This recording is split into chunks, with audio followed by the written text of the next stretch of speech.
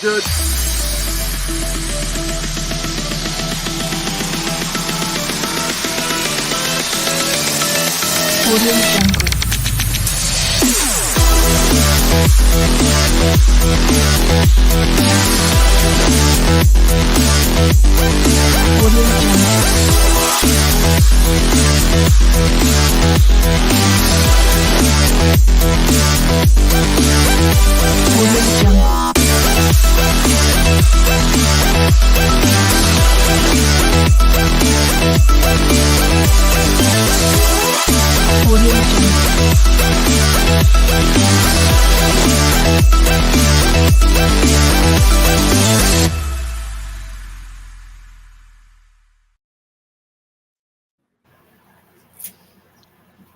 Good evening, sports fans around this big, beautiful blue mamba we call Earth, in whatever city you may live in. Welcome to episode 148 of the VWU Sports Podcast, and also happy early Halloween.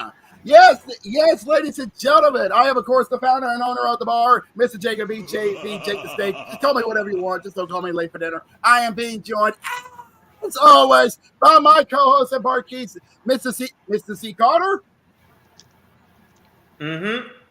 And I'm being joined also by our other co-host, Mr. Brandon Cuevas, and we're being joined by our barkeep, by our executive producer and troll, Mr. Jose Blanco. Whoa! Time out. When did Jose win the heavyweight championship of the world?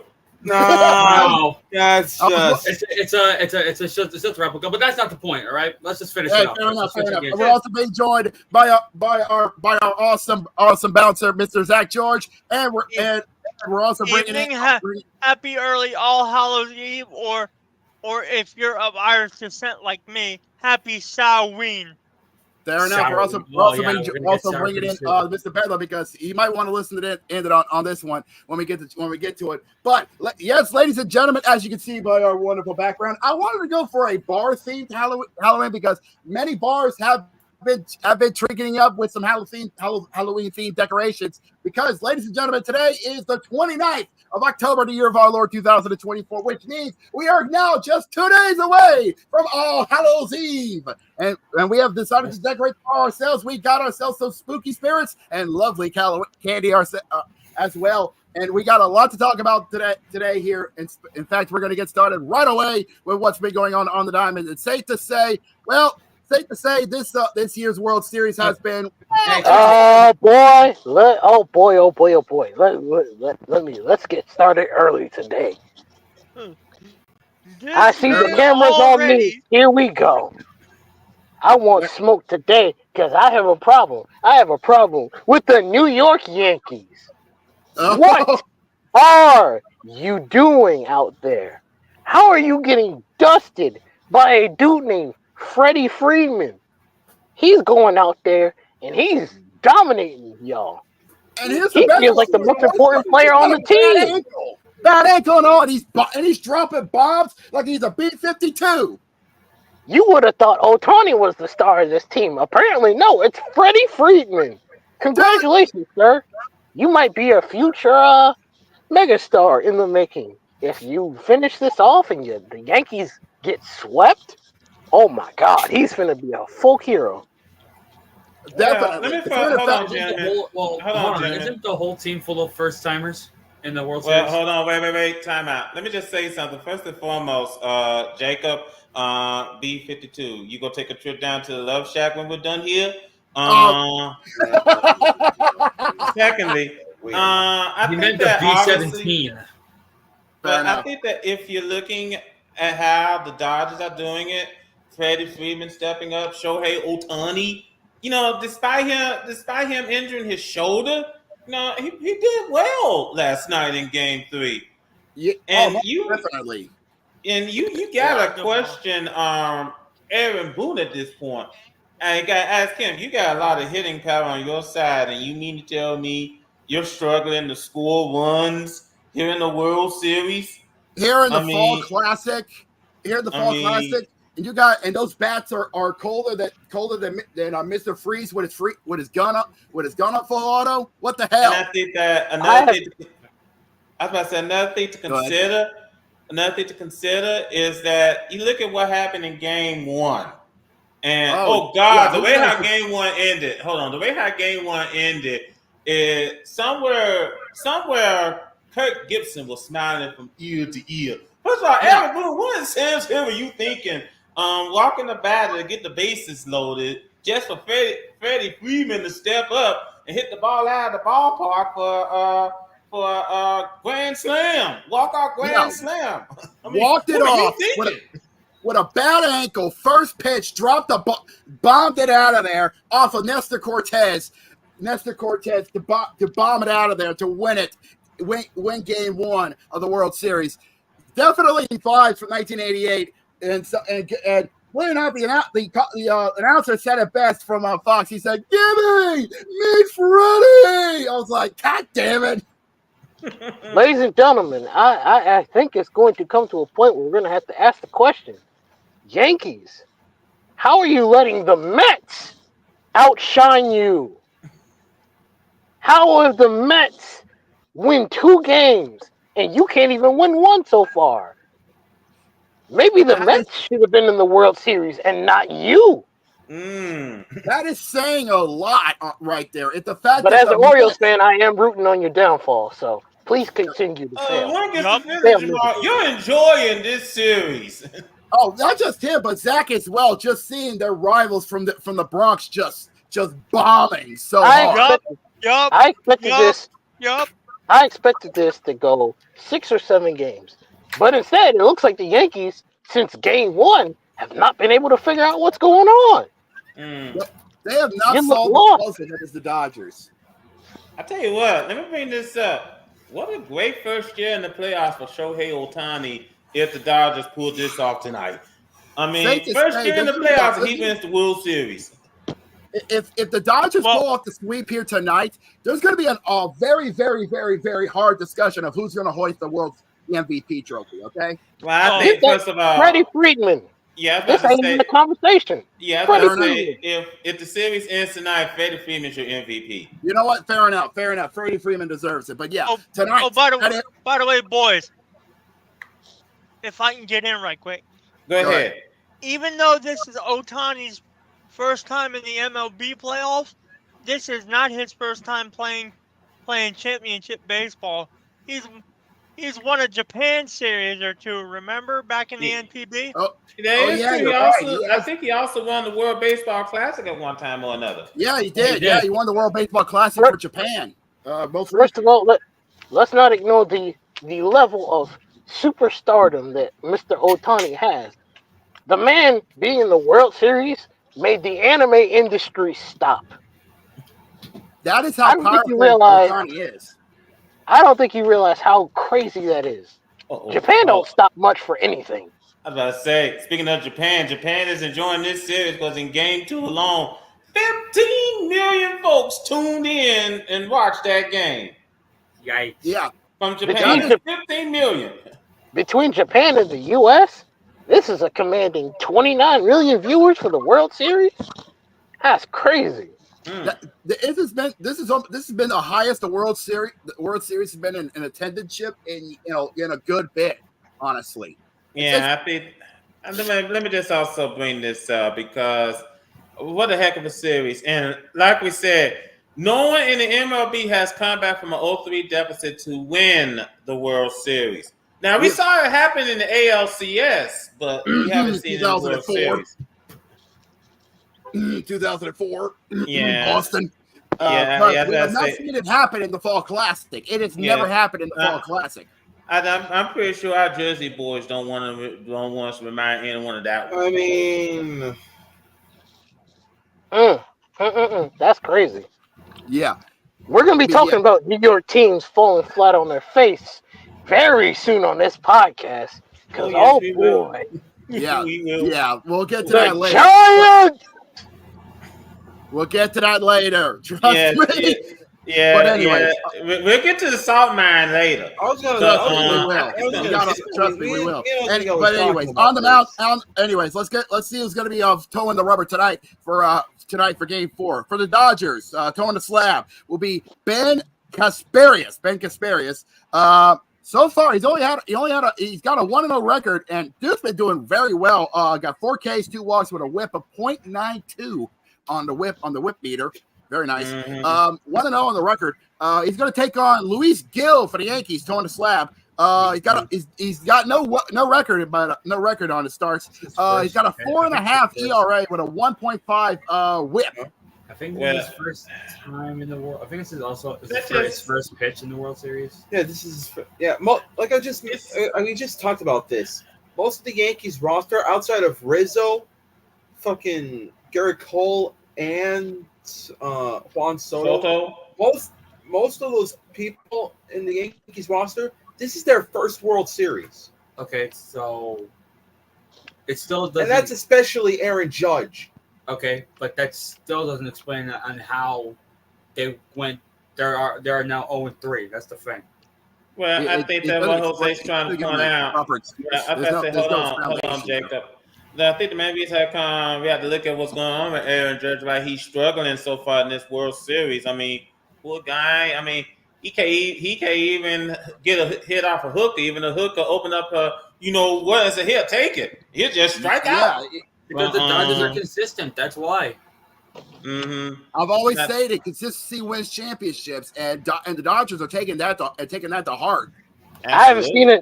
I haven't seen New York look this down bad since the Kai Cenat parade, but we ain't gonna talk about that right now. Hello. Hello. Let me just point this out. There are so many hookers in Yankee Stadium. So disappointed they can't get a hit. They can't get scores, so they're so disappointed. But game 4 is tonight. It's a must-win situation for the Yankees. They want their season to continue. It's win or go home because they lose the season's over. They want to hear Joe Buck say, "We'll see you tomorrow night." They gotta win tonight. Win tonight. Absolutely, and it should be very most intriguing. All right, quick jump. Let's quick jump. Let's head on to the hardwood because we got some games going on the in the NBA. But before we get to that, we got some news to talk about because we know that PG-13 and Joel Embiid are going to be has been on the shelf for a bit due to Joel Embiid to PG-13 because of a bone bruise on his I think his left knee, correct? Mm-hmm. And also Joel Embiid dealing with some issues on his left knee as well. But unfortunately, the management decided to stick their foot deep down their mouths again. Yeah. What did they do this time? The 76ers have been fined $100,000 for statements about Joel Embiid's health. The NBA has fined the Philadelphia 76ers $100,000 for public statements around the health status of our NBA center Joel Embiid. The NBA's investigation showed that the Sixers did not violate player participation policy with Embiid's missed games, but did so with the public comments that did not properly reflect his health issues with his knee. In its statement, the league cited comments made by President of Basketball Operations Daryl Morey and Coach Nick Nurse that were inconsistent with Joel Embiid's health status and in violation of the NBA rules.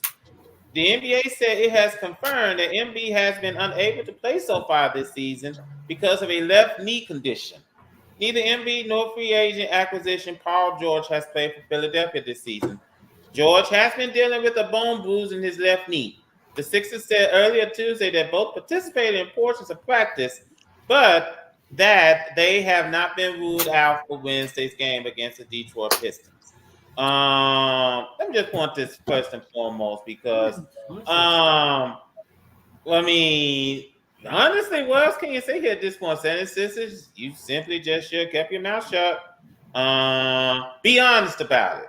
If you know that he's not going to play, just say it. Joe Embiid is not going to be able to play for a while because he's still going through with the left knee condition. Be honest about it. Be open about it. As Tony Braxton said in the song, be a man about it. Just be a man about it. I think that overall, though, you just got to hope that they get better. Yeah. Yeah, definitely. Instead of just wish-washing all around, just trying to from the obvious answer, this is what you get. Yeah, and now you got bought for $100,000, because we knew the obvious answer. Instead of just giving it to us, you just made yourself look like an idiot. Mm-hmm. You're just digging yourself a grave. Look at that. Look at that. A Philly team making a clown out of themselves by someone in their management. Who would have been surprised? Now, it's like a day that ends in a Y. Shocking. Yeah. Now, also speaking of injuries, the Warriors have to deal with their injuries. First and foremost, Andrew Wiggins is going to be out for tonight's game against the Pelicans. He got a back sprain. Yeah, back strain. Excuse me. Ooh, and it's not just that. And it's not just him. Stephen Curry's going to be. He's got a problem. He's got an ankle strain as well. Yeah. So he's going to be out for tonight's game, and Anthony Melton is going to be out for tonight's game too. So it's early, but man, these injuries got to get ready to take its toll. Like I said, it's early, but these injuries about to get ready to take its toll here. Yes, injury bug is coming out to play. Yeah, injury bug is coming out to play, and it's coming out, and it's coming out early and fast. And the Jazz have their own problems. Hold on, Jacob. Jazz got their own problems because Taylor Hendricks is going to miss the rest of the season. Oh, with what? Yeah, he's set to miss the rest of the season after suffering a fractured right fibula and a dislocated ankle in last night's game against the Mavericks. Oh, I've heard of ankle breakers, but this is one of them. Yeah, it's a fractured right fibula and a dislocated ankle. He's done. Yeah, he's done. Yeah. I think Jose knows the feeling. Sheesh. I just want to point this out that these. Oh, that's not fun. Yeah, I just want to point this out that this is what happens in the NBA when you basically have players just run up and down the court. Especially they have to play back-to-back games. It's rough. It's rough. They don't. They don't split up the team because it's just one team. That's about it. They don't how the MLB has double headers. Mm-hmm. That doesn't hurt. It's just got a sharp mark. Yeah, and I think that's one way of looking at it. Unfortunately, injuries are starting to take their toll here. And instead of cracking down, complaining about load management, saying that I know you got old school players like Charles Barkley, and I think Charles Barkley is the main person who says that these NBA players complain too much about playing too many games. But you have to. Here's the thing. The NBA has to understand that their players are not robots here. They're not robots. They're not. They do need. They don't want to run themselves off the court. They are human beings. They are all human. So there are going to be a lot of issues. Yeah. So bless you. I just wish that the NBA, bless you. I just wish that the NBA would consider, at least next season, at least find some way to make sure the teams don't play back-to-back games. That's all I'm saying. No, lay off on the back-to-back games. Mm-hmm. Yeah, season goes October until April. I can, find some way to, stretch it so that the players won't play back-to-back games. Are you including the regular season? Is that including the finals or no? I'm including the regular. That's a regular season. Remember, the playoffs don't start till late April. Okay, that's all I want to know. Mm-hmm. But find some way to stretch it. So that the players don't run themselves off the court into the injury reserve. That's all I'm saying. Now we do got some good games tonight. First and foremost, over in first of all, starting off in Brooklyn. We got the Nuggets and the Nets. First off at the Target Center. Yeah, well, hold on, Jacob. I was about to say we're starting off in Brooklyn with the Nuggets and the Nets, and I was about to say first and foremost, Ben Simmons is not playing tonight. Fastman, I don't think he's played yet this season. Oh wow, Ben Simmons not playing. Who would have guessed? I said, I don't think he's played yet this season. Now, as Jacob was bringing up, also tonight you can catch this game on TNT. We got the Mavericks and the Timberwolves.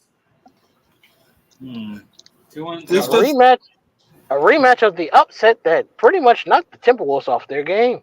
Mm-hmm. Absolutely. And now Timberwolves, they're 2-1 so far. Nice to see Randall again settled being with the Timberwolves this time. You know, I see him getting settled. By the way, has anyone seen the way how Klay Thompson's been playing for Dallas? You know, he's been doing a nice job for the Mavericks. So they're really a tough team to beat. Okay. You know, you got Doncic, you got Kyrie Irving, and you got Klay Thompson over there. They're working all together like a well-oiled machine. Very interesting. At least Kyrie Irving's not killing the team this time. Now, later on this evening over at the Delta Center, we got the Kings and the Jazz. Yeah, I'm sorry. I got a bit detour on what I saw right here. It's gonna be a very interesting game. Jazz better find somebody. They're 0-3 so far this season. They got to pick it up. And I know Jacob's watching this carefully because his Pelicans are heading west or east, wherever fuck. West Coast. Yeah, West Coast to take on Golden State. Well, this should be easy for the Pelicans because no Steph Curry. Golden State's going to be Golden State's not playing with a full house. Considering the fact that Curry's going to be out, Wiggins is going to be out. So basically, a lot of their arsenals is Zion playing? I believe so. Let's check and see. Because we haven't heard much from Williams from this season. Hold on, ain't no way. What? I'm seeing something that says Joe Mazzulla wants to bring back fighting in the NBA. Yeah. Bruh. What? I'm gonna ignore that, like how Meta World Peace ignores choosing peace. Hey, it does. Like Shaq always says, that's not Meta World Peace. That's Ron Artest. Mama named him Ron, so I'm calling him Ron. Now, DeJounte Murray and Trey Murphy, both of them gonna be out for tonight's game against the Warriors. Fucking Meta World Peace, never choosing peace. Easy. But overall, I think it's gonna be it's a light night tonight. Is the one dog playing or not? Yeah, Wilson's playing because I don't see him on the injury reserve. I don't see him on the injury. I don't see him on the injury report. Well, at least he ain't playing with. At least he ain't too busy playing with pussy to be a. Okay. Oh jeez. Oh well. Only on our sportscast, ladies. Only on our podcast, ladies and gentlemen, do you see us get away with saying pretty much every cursing word in the book? So yeah. There's no censorship needed. We're not gonna let the FCC down our throats anytime soon. FCC. Anyways, all right. Yeah, short night tonight on the courts, but not so much so on the ice as we take a look at what's going on with the NHL. Well, first of all, Steven Stamkos came back to Tampa Bay last night as a member of the Predators. And unfortunately for them, the Lightning did not care. No, well, the Lightning gave about a nice presentation for him. Gave it like a tribute up down there, Jumbotron. 7:30. Holy shit! I thought puck drop was at 7:10. My bad, Carter. I think that you're good. Should be very interesting, but it was a good tribute. And like you said, Jacob, Lightning they did beat the Predators last night. I think that game went in overtime. Yeah, it went in overtime. And an overtime thriller. It wasn't the only overtime thrill we had on Monday nights. The Sharks got their first win of the season. Hooray! Yeah, they got their first. Now, hold on. First and foremost, now let's remind ourselves first and foremost that the Utah Hockey Club is an expansion team. Let's remind ourselves. So before when the season started, I said I was intrigued to see how the hockey club is going to do. And so far, they're 4-4-1. 4-4-2, excuse me. 4-4-2. Easy. So it's somewhat of a good start. I mean, no one can be like Vegas, but it's a good start. Okay, it's not crazy, but it's good. Hey, boy. You want to talk about fast start? Look at Winnipeg. Oh yeah, they started 8-0, but I think they lost their first game last night. JB knows who this person is, but anyway, I was talking to a friend of mine, Hako, about good friend of ours, about the whole Utah Hockey Club having a kind of hot start thing.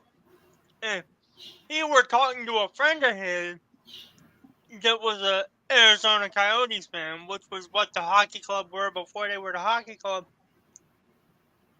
And that friend basically said, why the fuck couldn't they play like this when they were the Coyotes? I'm like, well, that's funny, but that's life. Well, here's the thing about it. It's simple enough. It's because the upper brass are a bunch of idiots. Well, here's the thing about by the way, if Haku needs to start he needs to start about what's going on with Edmonton because Connor McDavid suffered a low body injury. Ow. So he might want to be concerned, but I think it's lower body that could be if it's in the front that could be abdomen issues or something like that. If it's back, that could be back that could be literal lower back problems, which is not good. That's not good. As you guys brought up, the Jets, they started very hard, but they lost the first game of the season last night to the Maple Leafs 6-4. Yeah, 6-4 was the final. But hey, I was proud of my Jets, man. Starting off 8-0. Hey, I'm proud of it. Yeah, so holy shit, then go Broadway. Now also Carolina it has started the season off well 6-2 with a 4-3 victory. Over the Canucks last night in overtime. Vancouver in Vancouver against the young Canucks. Nice job, boys. And the defending Stanley Cup champions, the Panthers, defeated the Sabres last night, 5-2. Over in Buffalo. Panthers are still hot. Yeah, they want to prove to Tampa that we can do the repeat game too. Yeah, it should be very interesting to see. And the Blackhawks defeated the Avalanche 5-2 last night. Yeah, nice job, boys. You got the third win of the season. Nice job. Golden Knights still lost in your most recent game. Yeah, Golden Knights are still proving that they can still pull off. They still want to be known as a playoff contender. With a shutout win over the Flames of Calgary, 5-0. Yeah, they put out the Flames that night. Now, tonight... they have some good fire extinguishers. Now, tonight, I want to brace yourselves because we got some good games on the ice. We do. I don't know whether you want to call this good, but we start off in Boston. We got the Flyers and the Bruins. Yeah, Flyers and Bruins kick off the festivities at the E-Garden. That's going to be on ESPN. But if you're local, you can check it out on NESN or NBC Sports. Let me bring this up about what's going on with the Flyers. They're 2-6-1. Boy, I tell you what, this team struggling like this. I know it's early, but if I'm the Flyers, I better find somebody to get a move on. A good game that is coming up. It's going to be coming up in Montreal at the Centre Bell as Les Canadiens de Montreal play host to the Kraken of Seattle. Yeah, they're both got the same record, 4-4-1. Yeah, so that's going to be an interesting match, to say the least. You can check that out also on ESPN, or if you're local on KHN or KONG. I don't know the other name. King and Kong. King and Kong. Hey, King Kong ain't got nothing on me. Oh, wow. Now, also over at the Canadian Tire Center in that nation's capital, we got the Blues and the Senators. That's gonna be a good game there. You can check that out also on ESPN or locally on FDSM.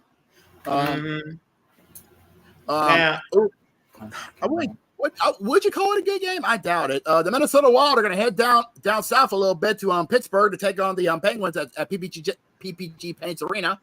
Yeah, I just want to point this out. The Wild are having a very good start so far this season. The Penguins are making you want to scratch your head saying, what's going on here? Also, over at the UBS Arena, we got the Ducks and the Islanders. Yep, that's also at 6. You can check that out also on ESPN or Victory or Victus or whatever it's called.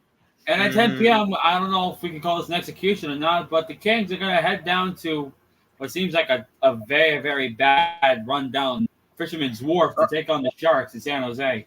Well, that's the second game. Hold on, that's the second game of ESPN's doubleheader. Jose, you skipped the first game. We got the Rangers and the Capitals. This game. I'm the Capital fan here. Let me cover this game. This one's yours because I think everybody's going to be watching with bated breath here because of this one. Yeah, like we're coming off a loss last time we played, but we got a bunch of hungry young kids, and Ovi's after that record. So you have to admit, the Capitals are have a good start. 5-2 to start off the season, and you're going up against a good Rangers squad who's 6-1-1. Safe to say it's going to be a good fight over the nation's capital. Yeah, also, he has a good reason why he skipped it. It's going to be a hard-hitting bout. Enough said. No, fair enough. Enough said. When it comes to Rangers Capitals, especially when it's a division fight. Besides the Devils, I don't think so. I think so. I think the Rangers and Capitals has got a good bit of heat against each other. Yeah. Besides the Devils, I remember one game where they just dropped everything and they all just started fighting one another. That's all I remember. Oh yeah, that's happened last year. Yeah, that happened last year. When basically, I forgot his first name. I know his last name was Wilson, but he practically mocked the New York Rangers from the penalty box. And it just started a domino effect, and everybody just started like, okay, fuck this. Mm-hmm. Yeah, they even wait. Just as soon as the puck dropped, so did the gloves, and the next thing before you know it, everybody started fighting. It was the war zones and all war zones. Absolutely. Needless to say, I mean, it was a fight night. Good Good old line brawl. Mm-hmm. All right, let's go ahead and move on. Yeah, I do want to take a little bit of a detour because I know we're on the ice, but I want to go back to the hardwood, but just a bit more easier. All right. Ray brought up Tom Wilson. Man, the battle stations for November 4th. Oh Lord, what did he? Oh Lord, what? Okay. Yeah, that's the beginning of the college basketball season. Oh yeah. All right, we now know the date. November 4th. That is this Sunday. This Sunday is when tip-off begins for the college basketball season. The road to the Final Four will begin this Sunday. Yes. I do want to point something out, right? You know how we hold on, wait for a second. It's not Sunday, Jacob. Monday. Oh, this Monday. Monday. Anyways, as I was saying, you know how we keep getting upset after upset after upset. Yes. Keep an eye on those. That's basically the norm on college basketball. Exactly. That's more of a foreshadowing for what might happen in March Madness. Yeah, well, on the road to March. You're not wrong there. We've seen way more than our fair share of upsets last season during the college basketball season. The biggest one was Oakland beating Kentucky, and I still got all of y'all in that one. Yeah, I was about to say, you ain't going to let us forget that one, Jose. I just want to point this out. Make sure you have a year's supply of Pepto-Bismol because you're going to need it. Yeah, make sure you got your drinks and your electrolytes on standby for this Monday because all hell's gonna break loose. All hell's gonna break loose, and to the teams of the college basketball season, may God have mercy on your soul because you ain't showing it to your opponent. They just released the top 25. Oh yeah, hold on. Hold on, time out. Because usually, and this is just me personally, I usually don't pay that much attention to the preseason polls because we see what happens when a team rank high in the preseason, how they do during the regular season. I'm looking at you, Florida State, because we see. But when it comes to college basketball, that's a different story. Well, it might be a different story to you, but it still means the same thing to me. Well, that's fair, but you're wrong. Just for saying sake, here's the here, we're gonna just for saying sake, since we got a lot of time on our hands. Let's take a look at the top 25 for this year's season. Starting off number 1, as predicted, the Jayhawks of Kansas. I do believe the reigning national champs. UConn's the national champion. Oh yeah, okay, never mind. Kansas, the Jayhawks of Kansas sit atop the college football top 25. Kansas is playing. Yeah, I was about to say Kansas will be playing against Howard on Monday. Yeah, they're going to kick off the festivities against Howard. At number 2, which is weird because I never thought I would see them at number 2. The Crimson Tide of Alabama. This is shocking. I know they actually have another sports team they could actually like is actually number 2 in the polls for the AP top 25. They will be playing against UNC Asheville on Monday. Most of these teams, which we're saying, hold on, let me bring this up. Most of these teams, 3 is the reigning champ. Hold on, let me just bring this up. Most of the teams we're saying, most of the opponents we're saying here, they're pretty much cupcakes at this point. Majority of them. So just giving you forewarning. All right, go ahead, Jacob. Yeah. At number 4 is the Cougars of the University of Houston. At number 4 of the AP top 25. Who's number 3?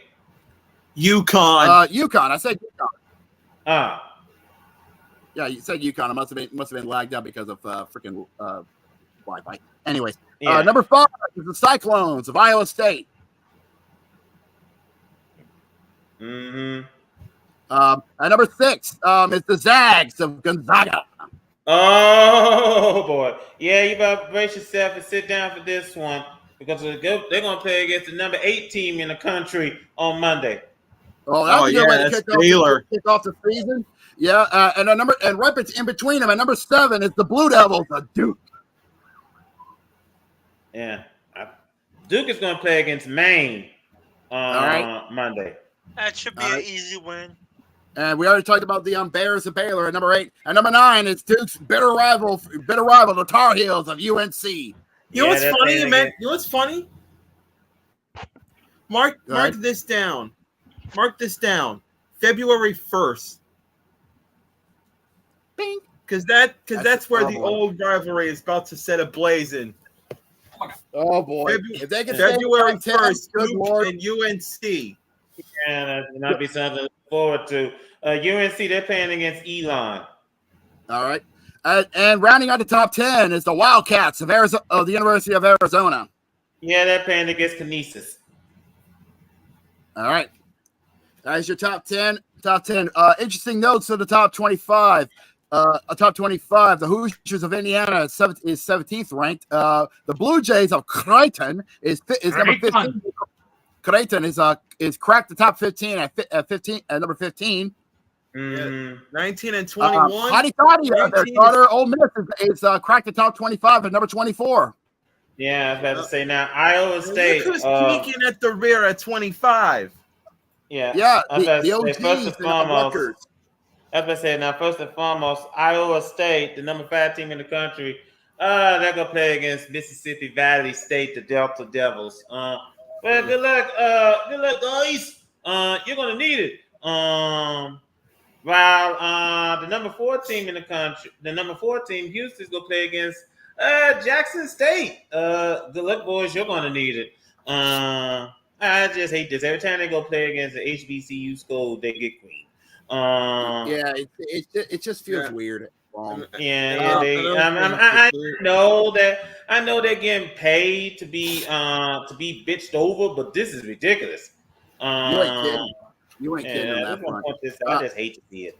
All right, it is what it is. But all right, let's get off the hardwood and let's head across the pond as we go get set up and ready to and as we take a look at what's going on in the Premier League. We got a big First and foremost, gentlemen. Hold on, gentlemen. First and foremost, we do have a firing, or over in the UK, how they call it, a sacking. Yeah, a sacking, because Ten Hag is now gone from Manchester United. He is gone after Ten Hag is out. Yeah, and they have already gotten themselves a new manager to take the helm of the Red Devils in Ruben Amorim, and they're looking for him, and they have said they'll pay him up to 10 million euros, which is nearly £8.5 million. Now, let me bring this up because there was a couple of folks over in the Premier League that expressed their opinion on what happened, and this from ESPN says Premier League managers have expressed sympathy for Erik ten Hag after he was sacked by Manchester United on Monday, with Liverpool boss Arne Slot describing his compatriots' dismissal as a pity, and Manchester City head coach Pep Guardiola, saying he feels sorry for him. Wow. Ten Hag's 2.5-year reign at Old Trafford came to an end after Sunday's 2-1 defeat to West Ham at the London Stadium, and he leaves with the club's 14th in the Premier League table and without victory in Europe in more than 12 months. He's a Dutch manager, so that makes it even harder for me. For us as Dutch people, Slot told a news conference on Tuesday, always your first thoughts are with the person. We are all in this job, so we know that it can happen. But if it happens, especially because I know him a little bit and I know how much work he puts into it, and then to get this news for him is, of course, a pity. But we also know, especially us coming from Holland, how well he did at Ajax, and that he won 2 trophies over here. So we will see him, I think, in the near future at a big club again. But at this moment for him and his family, of course, tragedy is maybe a little bit too much to say, but it's a big disappointment. Before I go on with this story, let me just point this out that, first of all, it was bound to happen. Let's be honest with ourselves. It was bound to happen. You can't win if you haven't won in almost a year. Outside of winning the trophies. I think he won the FA Cup. I think it was the FA Cup. Yeah, Carter, as the resident Man United fan, even though I don't watch it as much as I used to, let me help you out. Mm-hmm. But so camera on me. Gotcha. I got it. Thanks. So it's like Carter said. Yes, it's always a pity whenever someone gets sacked, but at the same time, I'm almost kind of glad he is gone, because in 2.5 years he really did fuck all aside from giving us like an FA Cup and that's it. An FA Cup is something we should be winning somewhat consistently. So the fact that we only got one while he was our manager is not a good look. And oh, by the way, that club he used to manage, it's pronounced Ajax, just so you know. Wow, I thought is it spelled AJAX? Yes, it's pronounced. Yes, it's spelled like Ajax, but it's pronounced Ajax. Pronunciation. I've always stated it, and I will keep saying it to the better end. Pronunciation is weird. Yeah, that's what I said. My pronunciation is just screwed. Now, let me go ahead and continue with the story. City boss Pep Guardiola.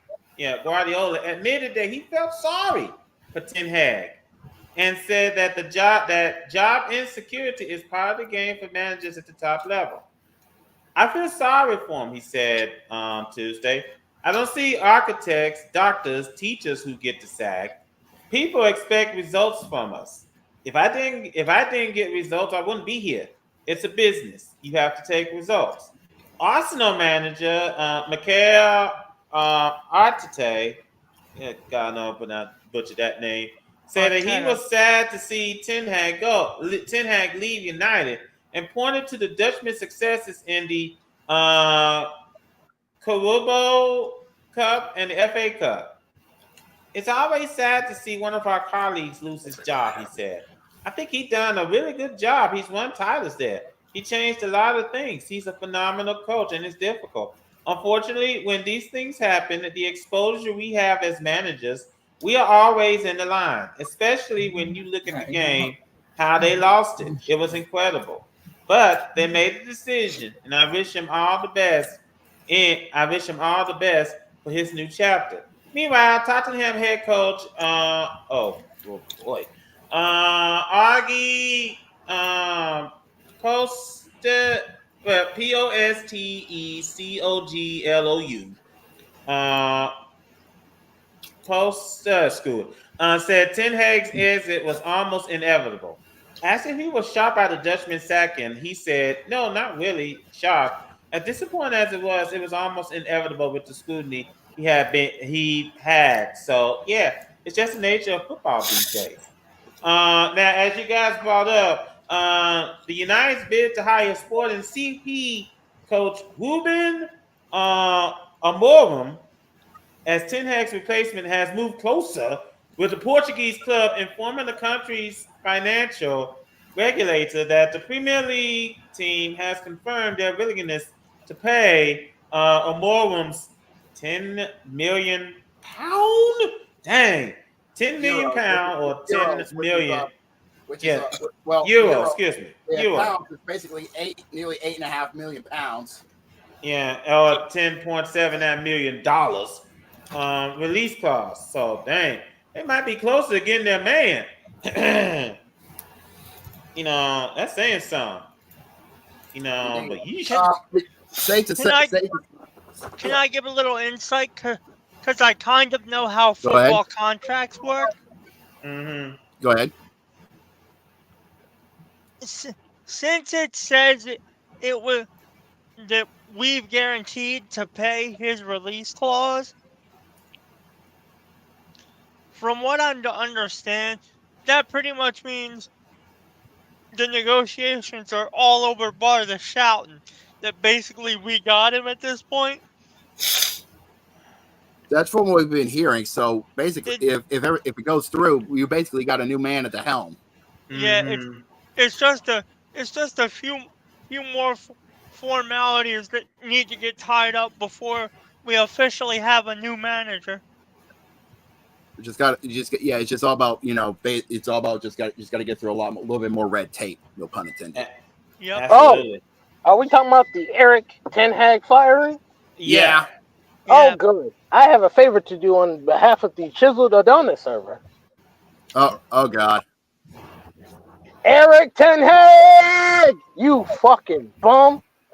This is why nobody wanted you around in the first place. You bum ass, trash ass, ham and egger looking motherfuckers. You've been out here disappointing people in this team for years, and now they got rid of you. Congratulations. Now you're a bum without it. Respectfully, hold my nuggets and suck my dick. Thank you very. Okay then. Yeah. Let's go ahead and discuss the weekend's games.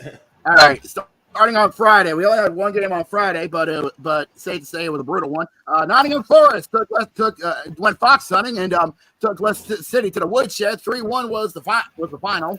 Mm-hmm. Now on Saturday, it's tied one. It was tied 1-1 between Aston Villa and Bournemouth. And AC Bournemouth. 1-1 was the final. Saw that. And we had a lot of draws. Another one. Fulham FC drew to Everton. 1-1 was the final. And the Wolves of Wolverhampton drew to Brighton and Hove. 2-2 was the final. Also, Brentford defeated Ipswich Town 4-3. And Man City defeated Southampton 1-0.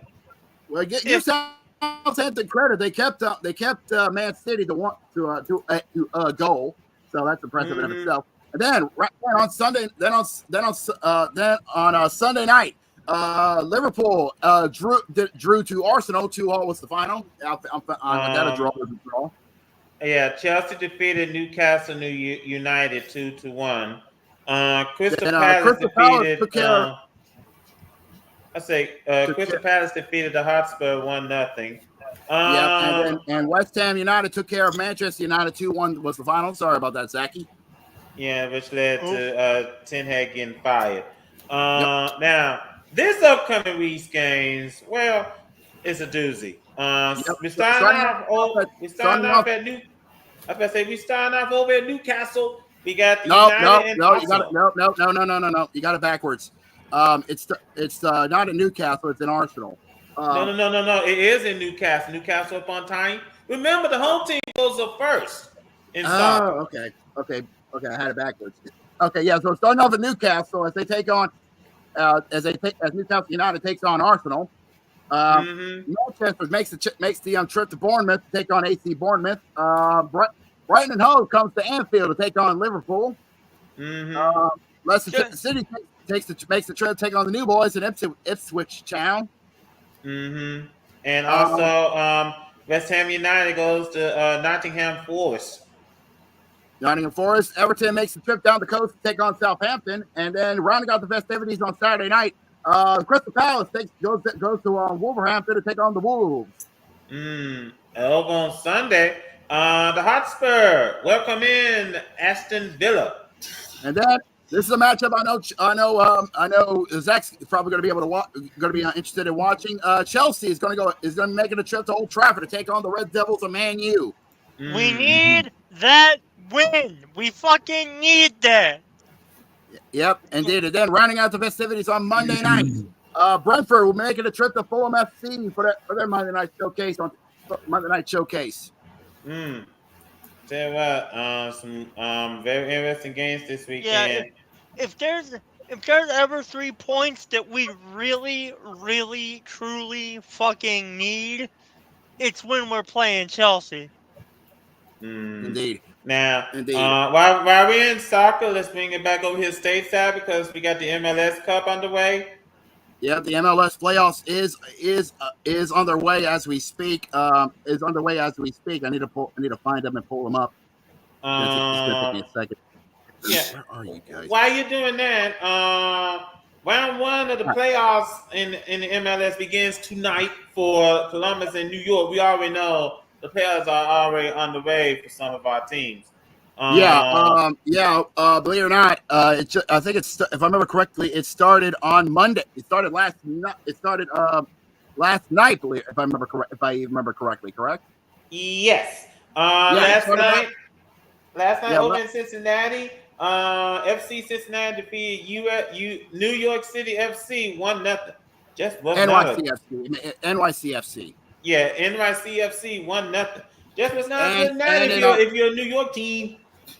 Yeah, and in Seattle, we had ourselves a barn burner between the Sounders and the Dynamo. It went all the way down to penalty kicks, and with Seattle taking it 5-4 on pens in the MLS.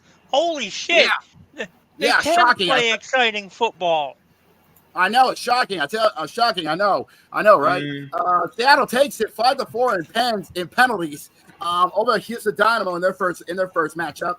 Now, also, let me bring this up. Sunday, Orlando City defeated Charlotte FC 2-0 to lead that series 1-0. You got it. And LAFC got their first win over the Whitecaps of Vancouver. 2-1 was the final. Absolutely. And Saturday, the Galaxy. Well, thanks for coming, Colorado. Galaxy defeated the Rapids 5-0 to take the lead in that series. That series just such a face. That series is over. Shut them down. And Inter Miami, this on Friday. Inter Miami defeated Atlanta 2-1. Yeah, 2-1 was the final there. Yeah, nice job, boys. Anyways, starting off tonight, and anyways, like we said tonight, in fact, opening kickoff should be coming up real soon in Columbus as the Red Bulls make the trip over to Columbus to take on the Crew. Game one of the series should be kicking off soon on Apple TV. And then later on tonight, over in Salt Lake City, Real Salt Lake will be playing host to Minnesota United. All right, let's say, hold on, Jacob. Both these games will be on FS1. Okay, FS1. Okay, that's okay. Good. Then Friday night, starting off at 7:30. Charlotte will be playing host to Orlando City FC at Bank of America Stadium. Yeah, that's a situation for Charlotte. They want to stay. They want to keep the series alive for a must-win game 3. Oh, by the way, indeed. Real quick, boys. Go ahead. To all the MLS fans, I might have offended with my smart-ass sarcasm earlier. Sorry, not sorry. Y'all know I'm actually right. Hey, boy. Let's just move on. Over at Dick's Sporting Goods Park. What a name of a stadium. The Rapids welcome in the Galaxy. Rapids need to win this game if they want to keep this series going. Yep, indeed. And then on Saturday night, over at I can't believe they're still playing at Yankee Stadium. No, this game is at Citi Field. Because Yankee Stadium is being used. Because they had to move the Queens. New York City NYCFC is going to be playing out the FC Cincinnati at 4:00. Must-win situation for New York City FC to keep the fourth game 3. Same situation for Atlanta United at Mercedes-Benz Stadium at 6:00. They need it's must-win there as well. Must-win is there as well. And also game 2 on Saturday as well from in Minnesota United in the Twin Peaks. Absolutely. We'll figure out which team is in must-win situation after tonight. Then on Sunday, game 2 is going to be in Houston as the Dynamo host the Seattle Sounders. Absolutely. And also we got the Red Bulls and the Crew. They're going to do bad at the Red Bull Arena. I got a question for Brandon and Jose. Have y'all been to I know the game is in Harrison, New Jersey. Y'all been over there lately?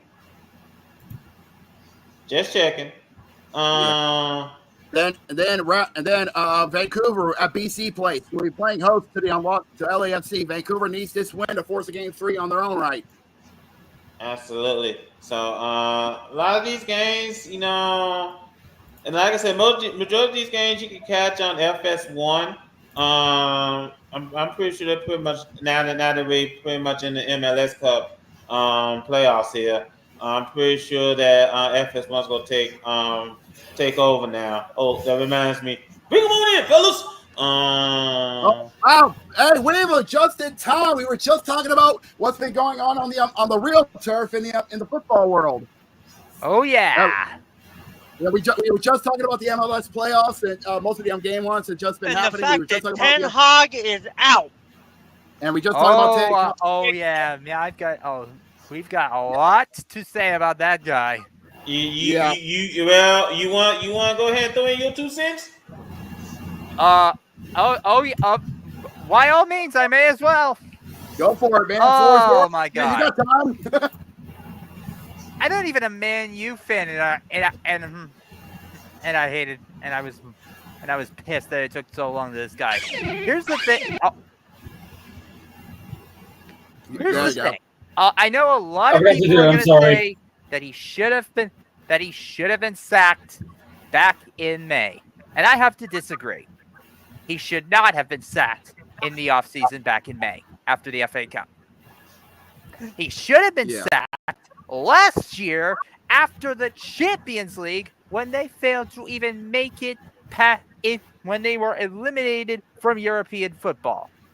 The last season that the UCL had the group stage, they had a relatively easy schedule. They had They had only Bayern Munich to worry about. They had Copenhagen and Galatasaray. Just one win. Just one win in the entire in their entire Champions League mixture, and that was it. Absolutely pathetic. And that should have been when he was hit the can, but for some reason the Glazers saw something in him that he kept his job. Yeah. So it got worse from there, and he kept saying, "Oh, I won all the cup. I won the Carabao Cup. I won the FA Cup. I've got more cups than cups. Don't judge me in this bitch. Bitch, we've been judging you ever since you got hired to this club. You burned millions of pounds trying to get into players, and you have no identity when you were there. You were losing in games that you should have been winning. And it was pathetic.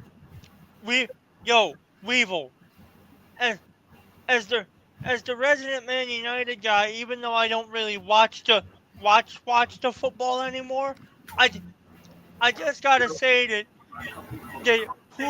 whoever dumbass idea it was to keep Ten Hag on the books this long needs a sacking themselves, and the ETH dick riders can fuck off out of my club. Oh yeah. It was ridiculous. Enough said. But anyway, so Garak, what are you thinking of what we got so far in the MLS playoffs coming up? Let's just say don't be shocked if Miami win it all. They may as well. It's become the if Messi and Suarez stay healthy in this window, they're winning it all. There's no doubt about it. Fair enough. Fair enough. Like Fair Columbus enough. All right, give I think we got our fill of some of that international flavor. Let's keep it going. Let's get on the asphalt because over the past weekend we've had ourselves some Formula One racing south of the border at the Autodromo Hermanos Rodriguez for the Gran Premio de Mexico, or should I say the Mexican Grand Prix over this Sunday, and give congrats to Carlos Sainz on winning the Mexican Grand Prix. Lando Norris taking second, and Charles Leclerc taking third for Automobile Ferrari. And first of all, nice job for Ferrari getting 2 out of 3. Second and third there, and definitely helping them out for the standings because right now Lando Norris Charles Leclerc is deep in third, but Lando Norris is catching up to Max Verstappen quickly, and as we're getting knee deep into the tail end of the season. Well, hold on, gentlemen, because we got some news coming in. Speaking of F1, Honda and Alpine got to give it pay some serious money. Formula One's governing body has fined Honda and Renault-owned Alpine a total of $1 million for procedural breaches of the 2023 cost cap for engine manufacturers, the F1A, said on Tuesday. Honda, which currently partners Red Bull but is switching to Aston Martin from 2026, was fined $600,000 and Alpine $400,000. The F1A announced last month that Alpine and Honda were in procedure. FIA, announced last month that Alpine and Honda were in procedure breach, but had not exceeded the spending limit of $140.4 million. Both Honda and Alpine settled via an accepted breach agreement, the ABA. Wait, all you need is just a red, white, blue ball, you'll be in business. The FIA said in the statement, Honda Racing Corporation had failed to file accurate reporting documentation in respect of the period. Alpine Racing SAS has omitted relevant information from their submission. I tell you what, the FIA have been busy. Yeah, they have. But it's safe. It is what it is. And also some big news out of the FIA, out of Formula One. This is some big news. Toyota is coming back. Jittery as always. Enough said. Here's some big news. Toyota is coming back to Formula One. They're going to be the technical partners to Haas F1, and they are saying that they're not going to be for sale after beginning the sponsorship with Toyota. So safe to say, Haas is going to be sticking around. And since they got Toyota coming in to help out with the technical aspects, this is going to be some really good news for the American team there. Mm-hmm. Now, I believe Carter, this weekend. Can I get in here? Go ahead, Zach. So, you said from next season, Haas are going to have Toyota for a power plant, right? I believe so. Toyota's going to be the technical advisor. So if they do decide to go with Toyota engine, that could be meaning that Toyota is going to be back in the engine department for the first time since I believe the 2000s. Yeah, since like mid 2000s. But since we're still on this topic, can somebody do me a favor and look up the constructors, please? That's short. Hold it.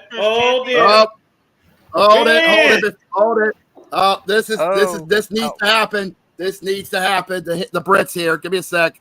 Get him in. I'm here. The Brits here, and we need to get the elephant out of the room. Hey, kid, I know you got to be over the damn moon over a certain sacking that happened not just a little while ago. It was due. It should have happened after the Spurs game. I'm happy they're getting Anarim. He's the manager I wanted in. It wants to sack Ten Hag. So I'm very happy over that. It's going to be interesting. They need to give Anarim at least 2 seasons, though. Otherwise, I'll be pissed with the club. But yeah, I'm fairly happy over it. But let's just say sport hasn't really been good this week.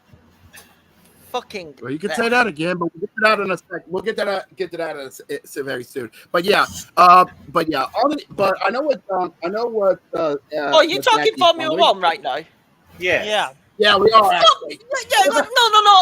No. We're not going anywhere just yet while we're talking on this. No. I've been saving this for 3 weeks.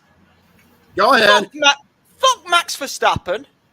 Fuck this dude. He has a world title. One world title he won legit because he had the best car, okay? The other world title, we all know the Michael Massey agenda where they fuck Lewis Hamilton out of title number 8, and no one can tell me any different. One of the worst calls in F1 history. And anyone who says I'm wrong on that, he needs to get the fucking eyes tested. We all know it was a fix. Okay? But this fucking cunt this cunt knows that McLaren have the better car right now. Really, McLaren have the better car right now, okay? And he knows Lando Norris. Let me keep going. He knows Lando Norris can beat him in this championship title race, okay? He knows Lando Norris can catch him up and beat him in this race. So what's he trying to do? He's trying to put Norris off the track each and every race. He's trying to run Lando Norris off the track each race.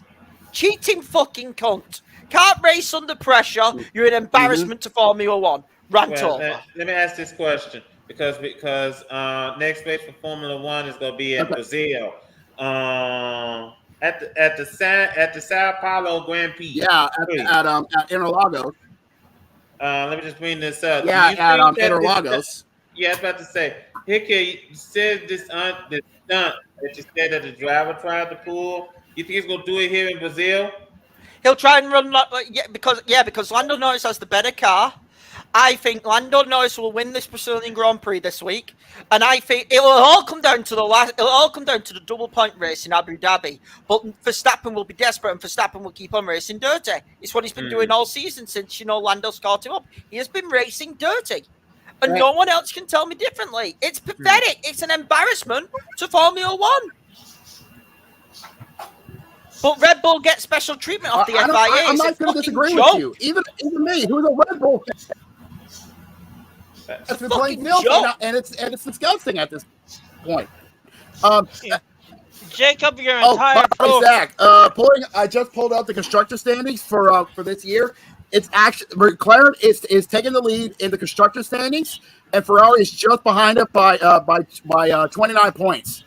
I'm going to be honest. I'm not. Listen, you may be a Red Bull fan. I'm not a Red Bull fan. I'll be fully open on that. I hope they win fuck all this year. It will be so sweet. Let's go ahead. And speaking of the standings, Norris is just behind Verstappen by 47 points. So that don't mean anything. Boys, before we end it here, as far as the constructors is concerned, if the season were to end right now, I'd be happy because both of the teams I really support would be in the top spots. All right. We're getting into the nitty-gritty, but let's get to the fun side. Let's go on to college football. I was about to say, hold on, because we're over talking with ourselves for a sec. I think that as we get into college football, won't dwell on it too long because this is the last week for the AP to reveal their polls, because next week the college football committee is going to unveil their first ranking. So that would be very interesting to see. But until then, let's go ahead and turn the floor over to Mr. Evan to show us the elimination tracker for this upcoming week. It's a day late this week, but you know what? We ride. Here's week 9 of the College Football Playoff Elimination Tracker. As always, the rules. For power conferences, it's 3 losses and you're out. For the group of 5s, it's 2 losses and you're done. The only loss that instantly eliminates a team is a loss against an FCS opponent, and a group of 5 beating a power 5 does not count as elimination toward the power conference. Also, when a team is eliminated, they do not come back. That means it's over, you're done, goodbye, see you next year. With all that being said, we entered the week with 39 teams in the hunt for the college football playoff. Here's who bowed out in week 9.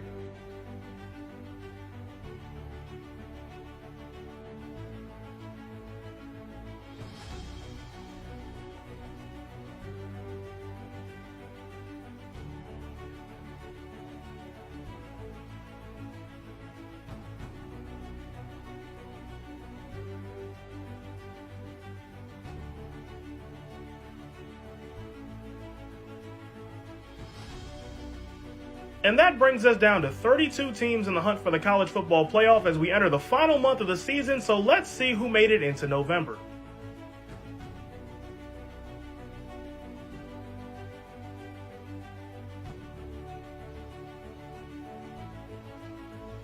And for the first time since week 1, there are no elimination games this week. So, think your team's getting in? Let me know in the comments. Let me run through the top 10 real quick before we hit to the meat and potatoes. Oregon is number 1 at 8-0. Georgia is number 2 at 6-1. Penn State is number 3 at 7-0. Ohio State is number 4 at 6-1. Pay attention this weekend because Ohio State and Penn State are going to do battle.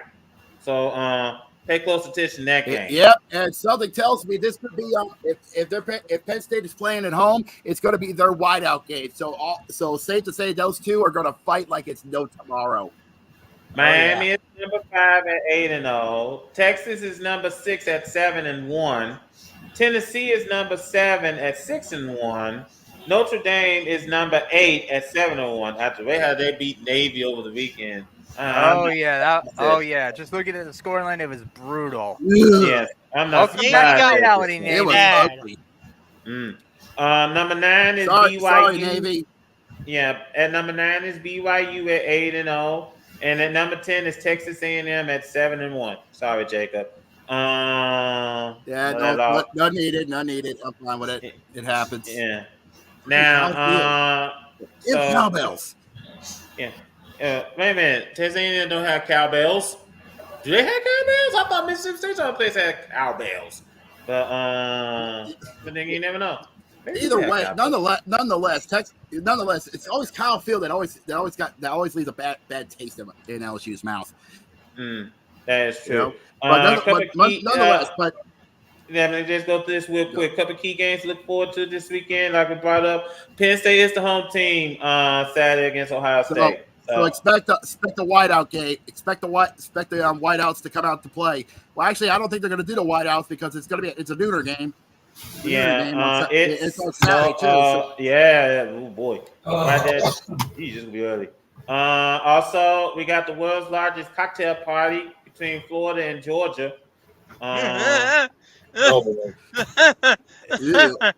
bad. The world's largest outdoor cocktail party. That's at a neutral site if I remember correctly. Yeah, that's in Jacksonville. Yeah, that's in Jacksonville. If I remember, I remember not correctly. Bad, that's in Carter. Jacksonville. Not bad. I like that. Now, also, Pittsburgh and SMU. Oh, Pittsburgh is 7-0, and SMU is 7-1. It'll be a good game over in Dallas at the Gerald J. Ford Stadium. It's gonna be an interesting game to see. I want to catch that game. That game is gonna be on the ACC network. Yeah, another interesting because it's the second fight in the Commander-in-Chief Trophy. Army going head-to-head with the Air Force this Saturday. Yeah, that's gonna be ugly. Air Force I think that if Army doesn't sleep over Air Force, this game is going to get bad for Air Force in a hurry. Air Force is 1-6. Army's not going to sleep on it. They're by the way, until they hit Notre Dame. By the way, Air Force fans decided to be funny and decided to vandalize Army's football stadium by they put tape or paint on the upper deck of the stadium and put the letters for Air Force on the upper deck of Army's stadium. Oh jeez. Fucking chair for around. Okay, you're about to find out. Yeah, I was about to say. Another game. Fuck around and find out.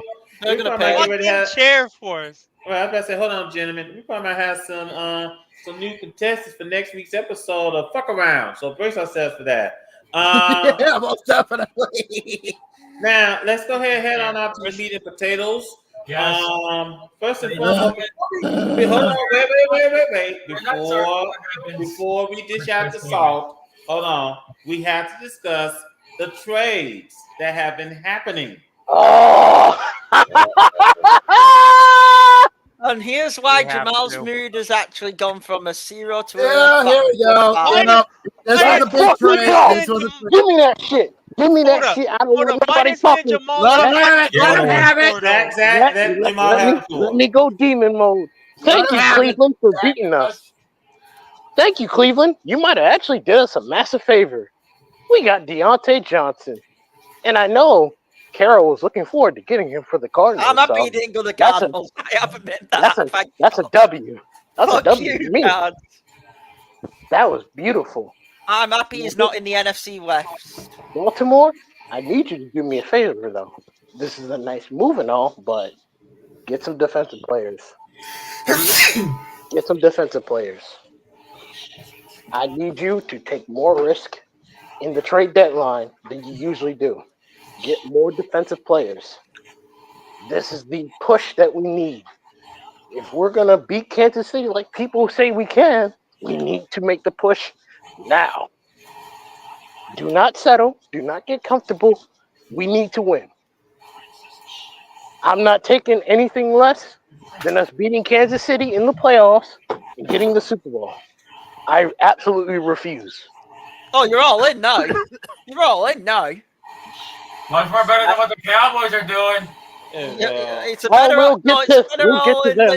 We'll get to that lot. Fucking hell, we'll get to that lot.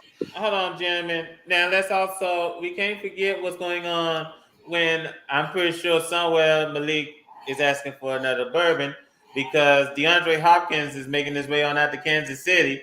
Well, not only that, they also He already made his use in Kansas City. Guys, it gets worse. They also got fucking the guy from New England, the pass rusher. Oh, God. I hate the Chiefs so much. I hate them so much. Why? Hey, Weaver. Yeah, Gerard, what the fuck? Hey, Weaver. I don't know. They're in the same position as you were, so welcome to our pain. Touché. You bullied our teams for 20 years. You might as well get used to it. I'm a Reds fan. I've been used to it my whole life. Anywho, Amari Cooper went to the Bills, and well, a certain somebody in here is not gonna like what I'm about to say when in regards to that, but I'm gonna get to that in a minute. No, I know that's going at me because the Bills are a legit threat and we didn't show up. We'll get to it all. We'll get to it all. First and foremost, we got to start off. We're happy with Thursday Night Football. Jose, do me a favor because Jacob sent a tweet. Copy the tweet. Once you have that video up, because something tells me Jacob might get ready to explode. So Jacob, the floor is yours. Oh, go ahead. I want before I blow my proverbial gasket, I want you to play the video of the tweet. The tweet in question is from a good friend, is from a good sports broadcast journalist of mine from Louisiana. He goes by the name of Matt Moscona. He does a show on weekdays from 104.5 ESPN called At the Further Review. He does it every weekday. About the same time we start our shows on Tuesday. I highly suggest go check him out. He's a respectable source, and what he will say will give some credence to what I will be saying in about 5 minutes, because he was also very upset with what happened on Thursday night. So easy. Don't. Let him go. Let him go. He has By the way, Sunday. He didn't play Thursday. He played Sunday. No, this is Thursday night. What was Thursday's game? Thursday night? No. Thursday night's game was the fucking missed face mask call in the fucking Rams Vikings game. Oh yeah, that's right. Oh yeah, you're right. Yeah, you're right. This was. Yeah. I'm about to say, don't get too angry when you're not paying attention to what's going on. Yeah. So let's start. Can we start on? Jacob, we'll give you a second. You're right. Let's do it properly. Okay. Thursday night football. Hold on here, kid. I want the floor. Okay. Thursday night football. The Rams all of a sudden are back because they've got Cooper Kupp, they've got Puka Nacua back. I don't know what the fuck's going to happen with the rest of the NFC West now. I'll tell you that truthfully. Because I don't trust any of the teams. Rams defense is still leaky. I don't trust any of the teams in the NFC West, and I really mean that.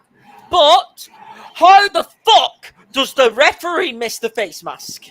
Right. I don't know. I didn't see it. Was it bad? Oh, read this. Right in front of him. Sam Darnold was literally getting dragged around. That was the greatest face mask I've ever seen.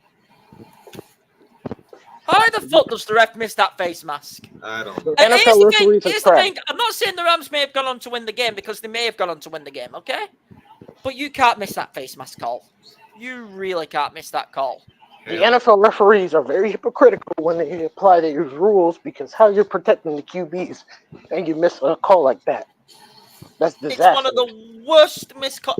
For me, it's one of the worst missed calls this entire season. And I think we would all agree. Well, it's a shocking missed call. Yeah, but the referees, it was so blatantly obvious at first. Well, hold on, Jacob. The referees issued out a statement. They said, "Well, we didn't get a clear view of You had a guy right there. It was if it was a snake, it would have swallowed you whole. Hold on, let's not even waste our energy. Locale of the week is the NFL referees. Yeah, I agree. One of them. Because all of them. I don't trust any of them. So all of them are locale of the week. No.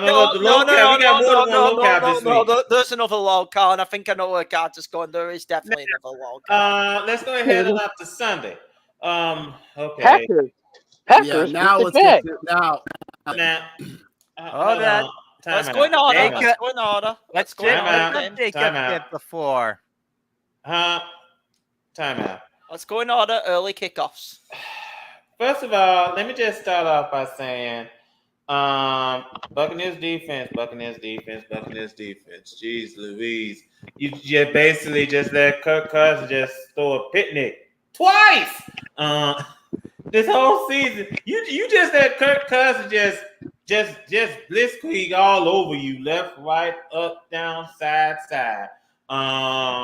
Boy, if you want to do that, if you're gonna do that Buccaneers defense, then I really don't want to tune in this upcoming Monday. I do not. Because if you're gonna do that against Kirk Cousins, Lord knows what you're gonna do when you had to go to Kansas City and play against Patrick Mahomes. I'm gonna contradict you for about a second. Atlanta's defense is not that much better. That's for one. Yeah, I agree on that. I think we proved that last week. Two, have you seen how bad Mahomes has been playing? If y'all are losing to Mahomes, y'all are losing because of the defense, not because of the offense. I will say this, though. Mahomes got Travis Kelce firing last week. He did. Now, let me just also bring this up, that the only reason why Tampa Bay is 4-4, let's see. Okay, first of all, our first game, we beat Washington. Let's face it, Jaden Daniels was playing his first game. Getting the rust off of him and going through the jiz as a rookie. But right now he's doing good so far. Detroit, it's Detroit. Yeah. Mm-hmm. Now, Philly, oh my God, Philly is so inconsistent. And the only reason how we beat the Saints is because the Saints defense is a poor excuse of a damn. So I mean, we're 4-4, getting ready heading to going to Kansas City for week 9. Is it week 9? Yeah, week 9. I'm gonna go ahead and tell you it's not gonna be pretty. So now if Tampa Bay beats Kansas City, then yes, I will have the Pikachu. But I would not be surprised. If this is the game Patrick Mahomes breaks his slump. I would not be surprised if this is the game. All right, let's get the Saints thing. Now, I think. Hold on, just a quick. I think Mahomes got Travis Kelce cooking this week on National Tight Ends. Say, help me whip someone in this fucking chat's asset fantasy in the money league this week. Yes, of course, I was going to take that cheap shot before you roast me. Absolutely, I'll take the low hanging fruit. I'm about to say, one, you didn't really beat me by as much as you would like to think. That's not really good either. I still whooped you though, so I'm very happy. Andrew whooped my ass. You got by me. Now hold up on the Saints bashing for a second because they playing the late afternoon games. I'm about to say we've been doing this. Carter, you should have hold on to yours. Tampa Bay played in the noon game. Yeah, we're doing the noon games. Go on then. Fair enough, but then Packers is first. Yeah.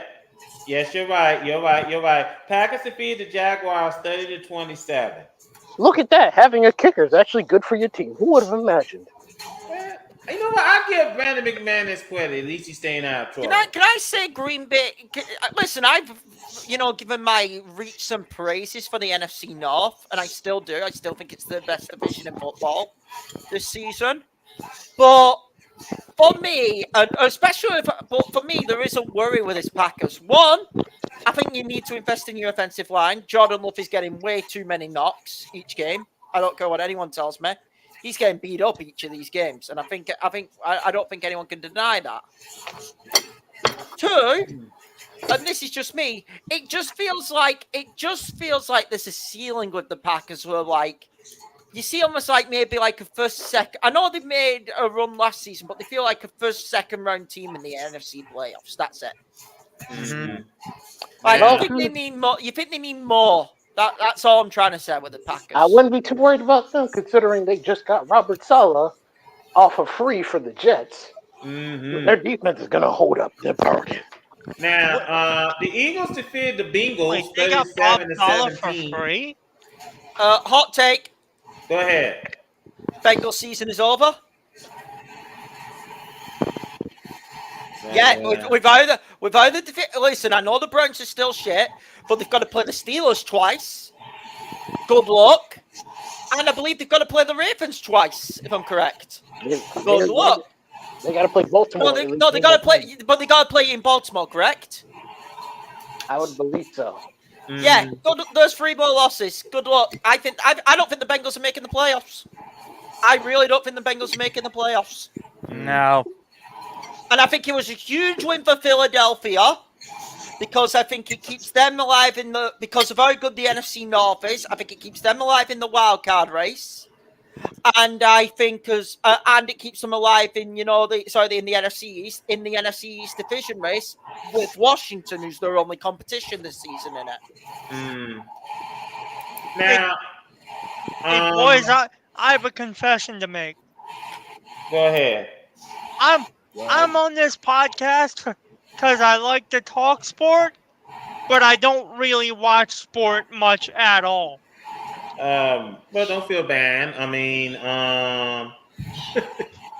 that's a very dangerous thing to say, considering my black ass is sitting right here, and I'm a Hall of Fame menace who takes advantage of any opportunity to talk massive shit. Yeah, but I won't do it now. I'll save my energy for a certain someone's team. That's it. Don't worry, Zach. You and Cody are pretty much in the same boat. Now. Don't let me in there with him. Nah, don't do that. Hold on. No. I'm gonna give Cody some credit because unlike Jose, he's actually a fan of the team. Instead of just waiting until the Lions are good. Yeah, fucking Glory Hunter. Okay, that's easy. Pathetic. Okay, that's easy. Pathetic. Okay, no. Let him get cooked. Let him get cooked. He deserves it. You ain't gonna get away with that. No, even I'm with. Take like a man and just stay with it, all right? Jose, that's fucking embarrassing. There we go last season too. You're a Glory Hunter. You should be fucking embarrassed. Hey, look, I fucking shameful. Although I've been a bandwagon fan once before, but that was a long time ago. Carter, next game. The Cardinals upset the Dolphins to take first place in the NFC West. Yeah, fuck me. Yeah, I'm not happy. I'm not happy over that. As you can imagine, I was hoping the Dolphins would win this game, but Cardinals will get a swift kick back to reality next week because they play the Bears, who I definitely think will bounce back next week. I think the Bears will bounce back next week. Now, as I was trying to say, the Browns defeated the Ravens 29-24. Thank you, Cleveland. You did us a massive favor. It made the Ravens go into the trade market because that is a fucking embarrassing loss. Now, also, but it's not the most embarrassing loss this week. It's not even top 3. Man, hold on, gentlemen. Hold on. Let me bring this up. Jameis Winston, he did a phenomenal job. 3 touchdowns. That's saying something. Now, Titans took a trip to Bareback Mountain, and they haven't made it back yet. This game was as ugly as you can get. Oh yeah, I just seen the score of the stadium. It was just oh god, and I was just like, oh there my ain't nothing, god. There ain't nothing to say about this game. You want an embarrassing game? The Patriots actually did their job and beat Aaron Rodgers. Yeah, that's embarrassing. How did you lose to the Patriots, Aaron Rodgers? I mean, the Jets almost like having a defense is important. You fucking brain-dead, COVID-dodging piece of shit. You shouldn't have fired that damn coach, you dumb hillbilly hick. Bringing Devontae Adams and wasting all that fucking time. You fucking bum. I'm tired of your shit, Aaron Rodgers. I'm getting real tired of it. The Jets and the refs were trying to hand them the game, and they still fucked up because the kicker was off. Yeah, and Aaron Rodgers is fucking cooked. Yeah, the Jets thought they were finally getting a successful season. Nope. You suck. They're gonna have to go back to the drawing board. Now, they should blow it up. That's what they should do. That's true. Oh, that was. Yeah, it was a fun game to be at live, boys, and I'm glad I did it. Boys, I'll be right back. I gotta help Mama with something. Now I got some good news and some bad news for Houston. The good news is you defeated the Colts 23-20. The bad news is you lost Stephon Diggs for the rest of the season. Yeah, actually, I need to quickly comment on this. Go ahead, kid. Someone today in Manager Mal's Money League asked to trade for Tank Dell. I politely told them to fuck off and give me a player worth more because Tank Dell now becomes a wide receiver. I know Nico Collins is coming back in a few weeks, but he's not going to be fully healthy. They're going to have to keep him under, limited reps and all that. Yeah. Tank Dell now becomes the wide receiver 1, so I kindly told said person to fuck off and overpay for him. Yeah, sometimes he's going to be a very hot commodity in the free agency. Yeah. Pretty much. It's nice to be a Tank Dell owner in fantasy for the next 2-3 weeks, which is me. All right, let's get Jake up the floor because God knows he's been holding it for so long. Now, here we go. Now play that video. All right. Before I blow off and give both Dennis Allen and the general manager Mickey Loomis an earful, I'm going to let Matt Moscona do the honors because he actually has venerable reputation as an honorable broadcast journalist. Before that, I got to say this is off of 1045 ESPN's official Twitter account, which he actually reposted. And by the way, he actually said he's not sorry about it because he was brutally honest, unlike other broadcast journalists. So you actually hear him talk about this game and how bad we got our asses whipped by San Diego. I'm not calling them LA. They don't have that. They're still San Diego. Fuck you, Spanos. So YouTube, you will hear this. So please don't ban us. So here in his own words, Matt Moscona's take on what happened on Sunday. What's the reason you're 2-6? What's the reason your defense stinks? Your offense goes on the road against the Chargers and puts up 2 field goals. What's the reason? Oh, I know. Your head coach is 26-51 all time. What's the reason you're 2-6? Your stars are old. Derek Carr's 33. Cam Jordan's 35. DeMario Davis is 35. Tyrann Mathieu 32. What's the reason? Look beyond the results. What's the reason? How about this? You're $72 million over the cap for 2025. The next closest to you is Cleveland at $39.5 million. Let me say that another way. Next year, at $72 million over the cap, the next closest team to you is $33 million better than you. What's the reason, Mick? Let's look at the draft. Isaiah Foskey, Kendre Miller, Nick Saldiveri, Trevor Penning, Peyton Turner. You keep whiffing in the draft. You have these assets that you hope make you younger and more talented, and you can't evaluate. And so you miss on all these draft picks. What's the reason, Mick? How about we look at your free agents? This year coming into the season, you needed offensive line and you needed wide receiver help. You go and sign Chase Young and Willie Gay. Bang up job, Mick. What's the reason? Look beyond the results. Play that again. Look beyond. What do good organizations do? One of the things that good organizations do, man, you look beyond the results. Yeah, you look beyond the results. That's what you do. Good organizations look beyond the results. You wonder, why do you have a head coach that's 26-51? Why are your stars 33, 35, 35, 32? Why are you $72 million over the cap next year, which gives you no hope of fixing it in free agency? Why do you keep whiffing on draft picks like Foskey, Miller, Saldiveri, Penning, Turner? Why do you go out and sign free agents like Chase Young and Willie Gay when you need help at wide receiver in the offensive line? Why? You're the reason why. You're the one. You hired Dennis Allen. You drafted all these bums. You're the one who keeps pissing away Gail Benson's money in the salary cap. So you're $72 million over the cap. You're the one with this stupid protocol where you keep going and restructuring deals and kick the can down the road, and it perpetually puts you in this awful state where you got no money to spend in free agency. You're the one who puts together a staff to go evaluate in the draft, and you keep coming up with Isaiah Foskey in the second-round pick because you like his relative athletic score. I'm sick of it. When is enough enough? You want me to say it again? It's the first thing I said. It's the first note I got. When is enough enough? Been 3 years now, man. 3 years. 3 years of this crap.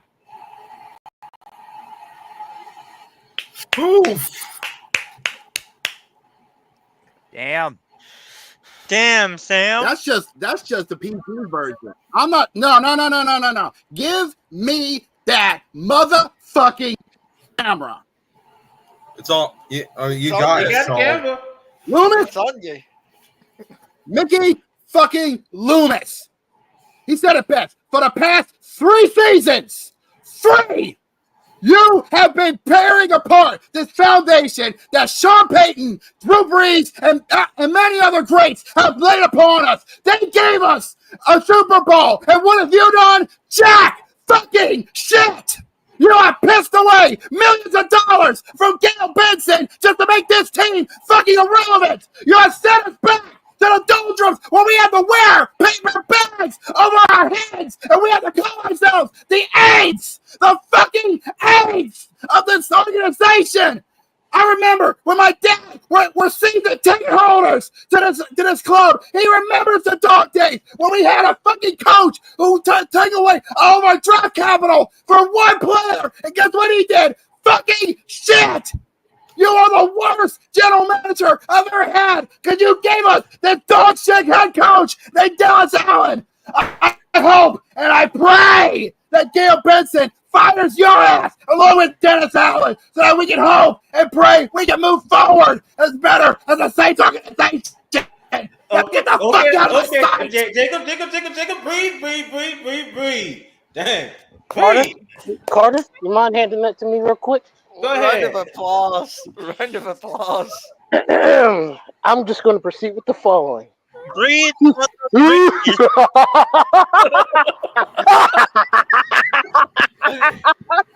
That's what you get for Bounty Gate.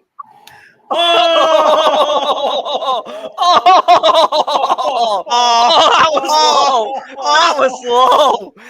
was low.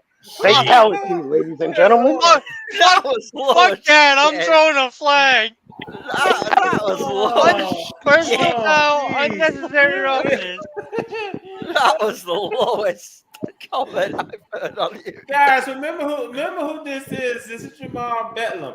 There is no bottom in which he was stupid. Jamal, you better play the Ravens win the season now because I think Jacob will come for your head over that. At least we don't have a player who likes to beat up on women. What the? Wait a minute. Hold on, Mr. Baker. Let's have this conversation then. Since you want me to take the gloves off. No. How do you have as many Super Bowls as the worst QB in Ravens history? It took you injury players to get to that level. Oh, nah! Sit down, politely shut the fuck up, and know you're wrong. Before I check you and you're wrong. Oh, as the salt flows. That's what I say. We better go ahead and gain back control of this ship before we hit an iceberg. Was that a Titanic reference? Yes, it was. Go ahead. To be honest with you, it could have been a torpedo coming at us. Okay. Bills defeated the Seahawks 31-10. Camera. I need the camera. I'm sick of this fucking team. I didn't expect to win this game, but at least be competitive. You weren't even fucking competitive! Josh Allen had a field day. Not only that, our fucking offensive line sucks. But I have mentioned it. The D-line, listen, I can't really blame them because, let's be honest, the Bills had them cut. And the D-line's never been fully good, and there's a couple of rookies on there. But our offensive line is shocking. Like, John Schneider, I'm petitioning John Schneider needs to be fired. You say it's overrated to pay offensive, guards and linemen. We fucking need guards and linemen. We've got the weapons on offense. I know we're missing DK. And the thing what pisses me off about the Seattle team is this week it wouldn't surprise me if we go and beat the Rams. It wouldn't surprise me if we beat the Rams this week. It would not. But it's just the inconsistency because of our fucking offensive and defensive plan. And I think we're in like $1 million over the cap next year, which will get sorted out easy. But fuck me, if I'm DK Metcalf, you know what? I want out. And I wouldn't blame him for wanting out. Because this team... Right, and I'm not blaming, let me be clear, I'm not blaming Mike McDonald. He needs time, okay? It's not his fault. But this team It's so fucking frustrating to watch. 1 week you're happy with them, the next week you fucking like me this week. I'm going to be. It's the usual for Seattle teams, Jay. I'm going. Phrases before they kick you in the nuts. I'm going to pull up a receipt for you. You were a man. You did say Buffalo might not do much of anything, and they proceeded to dog walk your team. No, Buffalo an apology. No. I do owe Buffalo an apology. I said no. This is a receipt I'll eat from earlier this season. I didn't think Buffalo would be much this season. They're a much better team than expected. No, do I think once again they're putting themselves in Super Bowl contention? Yeah, but unless you beat the Chiefs, what's been the point, Buffalo? Let's just be honest. That's a fair point. But I do think you owe them. I owe them an apology because I didn't think they'd be as good as they are this year. That I can totally take on the chin, okay? That I'm not even going to argue, and that I'm fine to take on the chin. But yeah, Seattle. Like, I wouldn't be surprised. No, I'm not even joking with this. I wouldn't be surprised if they fucking won this week. I really wouldn't. And I know that sounds crazy. I would not be surprised if they beat the Rams this week. But my God, I've never seen more of a frustrating team to watch. Seattle, you need to beat the Rams this week. Yeah, season's on the line. Season's on the line. If you don't beat the Rams, you're in trouble. We're last in the division. Season's over if we don't win this week. Because you have a loss to the Niners. You haven't played the Cardinals yet. Yeah. No, Josh, season's over if we don't win this week. Season is over.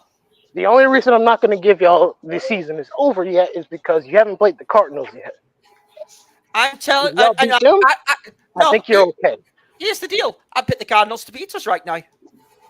I'm that distrusting of Seattle right now. I am telling you, the season is over if we don't win this week. So prove me wrong, Seattle. Actually win this week and give me hope again before going into the bag. Give me that.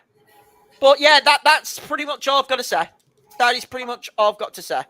Broncos defeated the Panthers 28-14. Who would have seen that coming? Oh, you mean everyone? Yeah. True. Nobody surprised? No, we shouldn't be. We should not be. Nor should we be surprised at this one. Chiefs defeated the Raiders 27-20. And even though Mahomes didn't have the best game, he got Travis Kelce cooking at last. Saddest part is the Raiders could have actually won this game at least 2 different points, but it is what it is. And the Chiefs remain undefeated. Who's going to be the first one to? Who's going to be the first one to find a loss on these buggers? That's a good question. We'll find out on down the road. Commanders defeated the Bears 18-15. Give me that camera. I gotta jerk Jayden Daniels off. Give me that camera. Oh, God. No. Here's the logo of the week, ladies and gentlemen. Hold on here, kid. Let Jamal have the floor. Mr. Weaver, I remember you had your doubts about Mr. Jayden Daniels. I'd like to remind you that happened. If I don't remember, but if I did, I will be the first to apologize. Because Mac Jones ain't doing that shit. A lot better than I thought he would. Mac Jones ain't doing half the shit Jayden Daniels is doing. Nope. He's not even doing a quarter of it. If the Patriots had Jayden Daniels, y'all would actually be a much better team right now. It's not Mac Jones. It's what's his name? Who is it? Drake May. Drake May. I'm referring if Drake May is Drake May's now in concussion protocol. Yeah. Season's pretty much fucked. Yeah. Can I say this? Hold on here, kid. Before you bring up the locale, because I think both of us are heading in the same direction. Ladies and gentlemen, it's time for us to play another round of our game show. Fuck around. Because actually, show the play. I don't think we have to play, but let me set it up for you. I'm pretty sure Jose's looking forward. But here's the scenario. Tyreek Stevenson, come on down. Because here's the thing. You mocked the Commanders fans. Before the game was over. Just as we head down the final seconds of the game. You mocked the Commanders fans. And the Commanders had to throw a Hail Mary. Jayden Daniels goes back, throws, You tipped the ball. Unfortunately for you, there was a Commanders player behind you, and he caught it for the touchdown. Noah Brown. I said to myself, you can't make this up. And Tyreek Stevenson was apologizing to, well, I know he was on Twitter, he was apologizing to his team for what he did, for how he, he said that he was in the moment. He said that he said he was in the moment. He was in the moment. He didn't pay that much of attention. Yada yada yada. You're trying to say any excuse to save your, well, how can I put it? It was just ugly. Save your ass. Yeah, we ain't PG. We just had people say the F-bomb over here. I know. I was trying to put the words together. There's the loco of the week. Yes. Him and the referees. What an idiot. Mm-hmm. Yes, absolutely. Noah Brown, I hope the Washington fan base pays your beer tab for the next 5 years. And Tyreek Stevenson, thank you for playing fuck around. Do better job. You won't be a contestant next time. If there's next time. Just do better. Oh dear. The 49ers defeated the Cowboys on Sunday Night Football. Camera. Give it to him, kid. The worst case scenario for the Brit has arrived. Yeah, because everyone in the NFC West won other than the Seahawks. Yep. But no, there's a camera. There's a reason why I need the camera. What did I tell you all about Dallas? Y'all correct. Right. This team is not making the playoffs this year, and I said that right at the beginning of the season. You can't beat a Niners team, which is killed with injuries. Is missing the number one. Is missing Brock Purdy's number one. I know Debo managed to get healthy and play. Thank you, Debo. Yeah, you did put me over the top in fantasy. But it's like Cowboys. This is your chance to turn your season around and all that, and then you just show up and do a goose egg. You show up and do a goose egg. I mean, my God, Dallas. You showed up and did nothing. You dropped a goose egg, and San Fran, as usual, ran over you. Your season's finished. Cowboys are finished. I don't want to hear any talk about them. I want to say something that's going to be very mean to Cowboys fans. Go ahead. How does Ricky Pearsall, a dude who got shot, have more rushing yards in this game than the entirety of the Cowboys running core? There's one more point I want to make as well. Because I know he was injured and I know he was out this game. If I'm Micah Parsons, I'm not signing on with the Cowboys next season. Won't test the market. If you want to chase rings, Micah, you're not going to find them in Dallas. Let me just Hey Jerry, pay your talent. All of them. No. This is the thing, Josh. He's already paid Dak, who's average. He's paid CD, who, yes, we all know CD's a good receiver, but he can only go as far as Dak. And I think everyone can agree with me on that, right? Well, hold on, gentlemen. Let me just bring this up. And Jerry Jones, let me ask you this question. You're paying Dak Prescott $60 million a season for that performance? And Mike McCarthy, I got 5 words for you. You about to lose your job because this is awful for the Cowboys. That's sick. I mean, their season's done. While I may have my fun ridiculing a lot of people on this podcast for certain teams, I will say there's a bit of ironic humor I get out of Dallas's embarrassment. Because, good Lord, how do you do that? How do you lose? Dak Prescott would be better off playing for Tennessee. Oh. If you're going to lose like that. What I said, at least his back won't be blown out. Dallas' season is finished. Their season is over, and I think we all can agree their season is over. Because you mean to tell me they're going to beat the Eagles and they're going to beat the Commanders? No. Well, hold on. Hold on. There is one more thing, and you want to talk about embarrassing the Giants. AJ, I thought you were going to go the Nick Foles track. I expected it. I expected it. Let me say this. Let me say this. AJ Young, you must enjoy suffering, my friend. Hey, Jamal, you I'm know gonna be why real I'm with you. saying I didn't that. bother watching.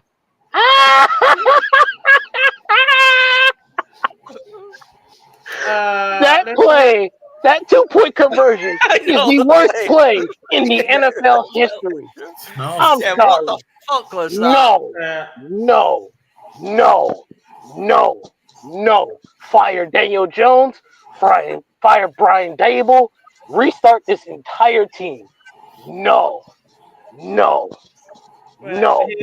Here's Daniel Jones statistics. I'll be damn honest. That was fucking stupid. Yeah, but here's Daniel Jones statistics. 24 for 38, 264 yards, no touchdowns, one interception, 4 sacks, QBR rating of 38.7. And what's with the money for? And that's exactly what I'm saying right now. What's with the money for? Your guess. Yeah, listen, me and AJ Young got a bit of a tiff as Josh watched, this I mean, to be fair, to his point. No, they did beat us this season, which is embarrassing. I agree, and that's fair. but I will laugh at the Giants wholeheartedly knowing you paid Daniel Jones. You go fuckers. You were screwed for you. Like, listen, even though we're bad, I know we need to replace quarterback, let's say, not next season after, because Gino's on the 3-year deal. But my God, we're still in a better space than you for that cap-wise. Good God, Giants. That is the most embarrassing play that I have ever seen any team put out. And the Giants have put out embarrassing plays over the season. Remember the QB rush on 3rd and 9 in their own end zone.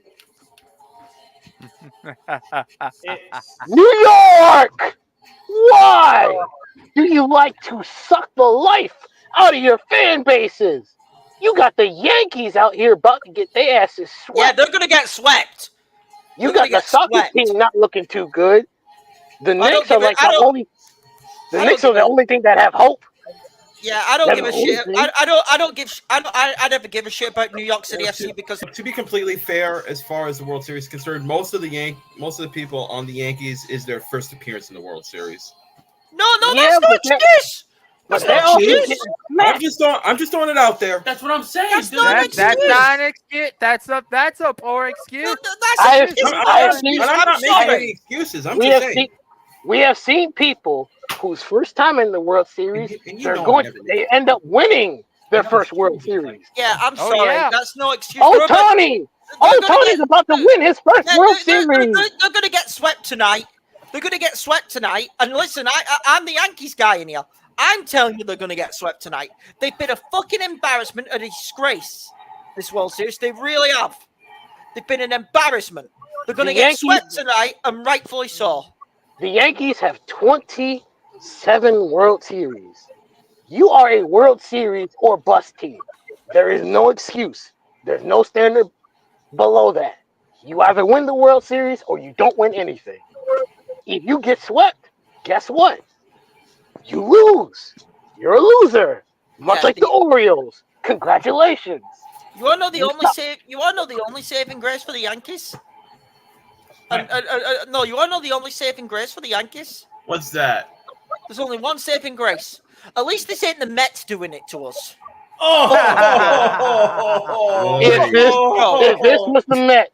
If this was the Mets, oh my God, I'd be so fucking toxic.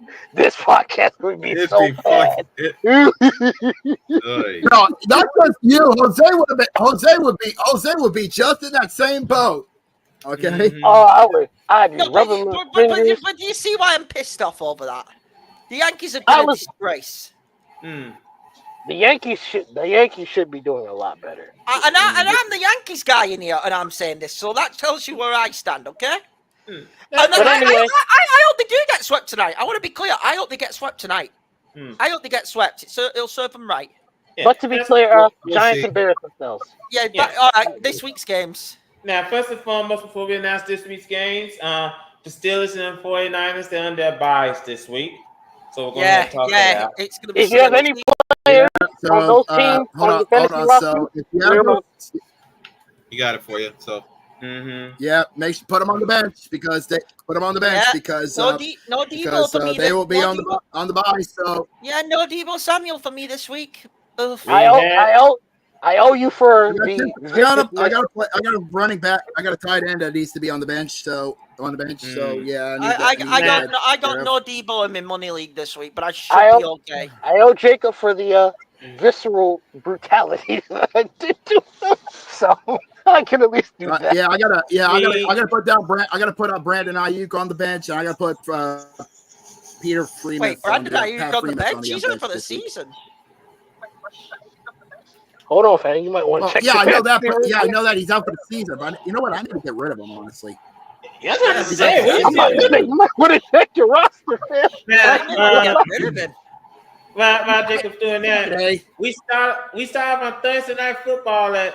Oh, good Lord! Why do they keep on doing this? We got the Texans and the Jets at MetLife. Texans murder. Texans murder. Tank Dell. Hello, punch me, Tank Dell. Fuck Aaron Rodgers. Texans. Thursday night, Texans and Jets. Hello, Tank Dell fantasy points. That's all I'm going to say. Oh, wait a minute. Do you know what I hear? Yep. Play it. Drop. They're going to walk on them. Proceed. Been a little bit too busy at the soundboard. All right, I took care of my problems. Let me help with this. Let me help you out with this. Let's start off. Now we got that out of the way. Let's get to the Sunday nooners. Starting off over at MetLife State. Not MetLife. I mean Mercedes-Benz Stadium. I got it fixed. The Cowboys are heading over there to take on the Falcons. Give me the Falcons. I mean, is anyone picking Dallas in the game this season? Hold on. The only reason why I want to see Atlanta beat Dallas is because so that we can laugh our asses off on election night. Yeah, we're gonna need the laughs. Yeah, so I just want that. The only reason I want to see Atlanta beat Dallas is so that over at the Go ahead. That's good. That's a good one. Go ahead, Jacob.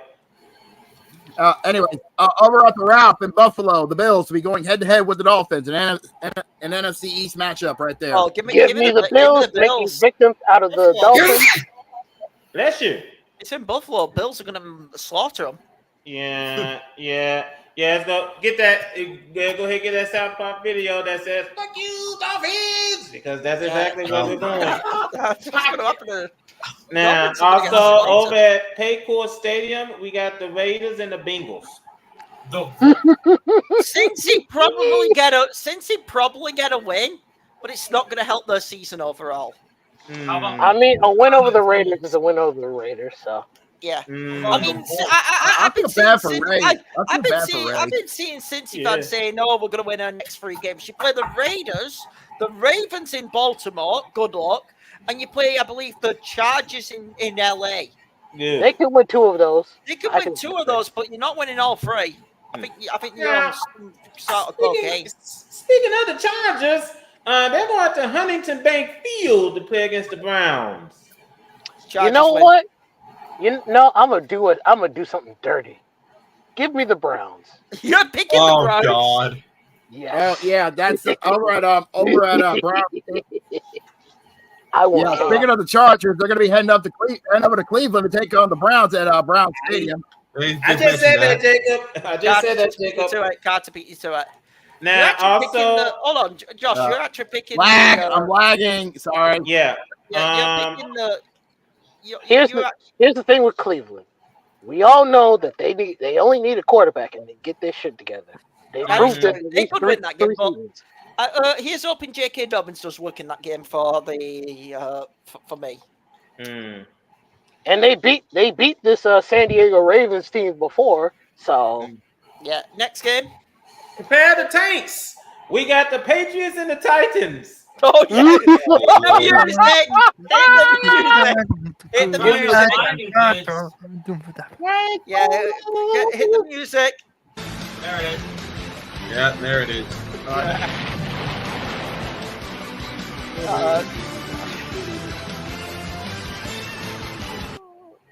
I'm in a good mood with the Patriots, so I'm gonna give this to them. This is a tank ball. I'm also gonna go the Patriots in this game. Because Will Levis is cheap. But remember the rules of the tank bowl. Remember the rules of the tank bowl. It doesn't matter if you win. It only matters if you lose. Yeah, so really, the Titans are the big winner. Now, oh dear. Back over at MetLife. We got the Commanders and the Giants. Well, I'm you are going to die, Brendan. You are going to die. Hey, I'm expecting it. Jaden Daniels is going to have Jaden Daniels is going to dance all over those Giants this weekend. There's no doubt. I'm expecting Jaden Daniels to whip out his nutsack and just have a good old fashioned teabagging. Yeah, absolutely. Don't be surprised if this game is going. Don't be surprised if we see a little bit of white stuff out there in the field. Hey, yo. Now, prepare the tanks again. We got the Saints and the Panthers. Oh my God! Yeah. Oh, poor Jacob's pain is continuing. Yeah. So what?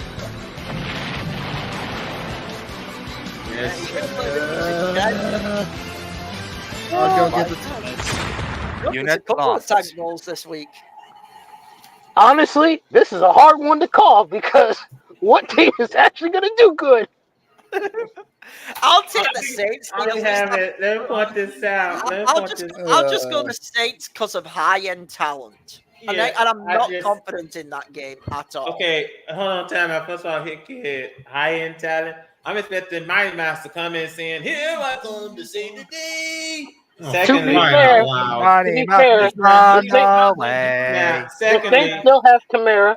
Yeah, they still he's still there. Secondly, I haven't seen the Saints been this awful since the days of Mike Dicker. And those Saints were bad. Hold on. I haven't seen New Orleans this down bad since Kendrick Lamar got announced for the Super Bowl. Busted on the beat, ho. Fuck you! Fuck you! Fuck you!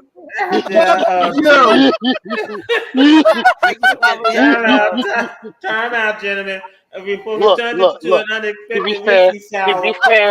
be fair, be glad I didn't mention there was other jokes I could have made, but I'm being respectful because it could have been worse. Yeah, we better move on to put this I'll give you that. Now, if I brought up Katrina, I'd be going to hell. Now, did you hear this, man? What? Say it again. Oh, fuck you! I got it once. You got to hear it on the replay. I bitched that on the replay. What did he say? You'll see it on the replay. I'm gonna clip it. You'll see. Oh my God! What, did it come from me or did it come from Jose? It came from me. Oh, well, I'll let you deal with that when it comes. Now, you mentioned a certain hurricane. Oh no! Oh, so he went there. He went there. Wow. Jacob, I'll let you have that one. Wait a minute. Please tell me you did not bring up Katrina. He did. I mean, Jacob, I'll let you have that one. It's just worse, honestly. Dude. Jacob, you can have that one. You can have that one. I think that. Hey, rough. Anyone who saw this is watching this on the replay. Please know we're sorry. Don't matter us. Yeah, we're really sorry. The city of New Orleans, we apologize for the hurricane reference. Yeah, not for the Kendrick reference. Yeah, we're sorry. Jose, you stink sweet. Yeah, haven't asked the only thing good out of there is the Sopranos motherfucker. Okay, first of all, ladies, we apologize. We have an asshole for an executive producer. What do you expect? Apologize. Now, let's get back on topic. We're going to the bank. We got the Broncos and the Ravens. It's the vault. Call it correctly. This is a tough one to call. This is a tough one to call, objectively. No, it's not. I'm going Ravens. Honestly, Ravens get a bunch back win. Ravens gonna bounce back. Our defense is gonna make it difficult. The offense, I'm not too worried about. The Ravens defense gonna makes bounce it back. difficult. This is a Ravens bounce back. It's I'll go 50-50. I'll go 50-50. I guess fair. Nah,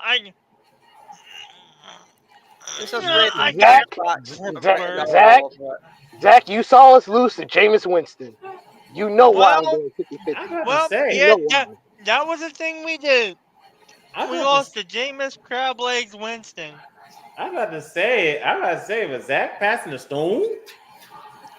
No, that was me stretching. Yeah, I was about to say, but never mind. Well, I mean, the PCC dump might be a better QB than Daniel Jones, but we.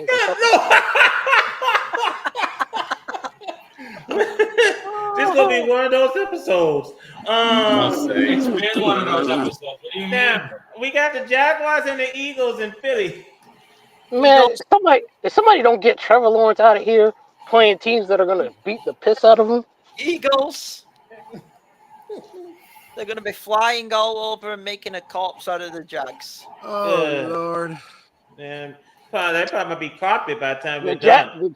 The Jaguars are going to be lower into the... Oh, I can't say what I'm about to say. No. Say it. Might as well. I mean, might as well. We're already Jose joked about Hurricane Katrina, so there's no bottom. So go ahead. Say it, Beckham. You asked for it. Jacksonville gonna be lower down on the down low. Much like how no, I'm not gonna do it. I'm not gonna do it. This could be just like the Simpsons meet when they try to get Bart to say it, and then Bart says it, and everybody go, "Hey!" I'm going to hell if I say it.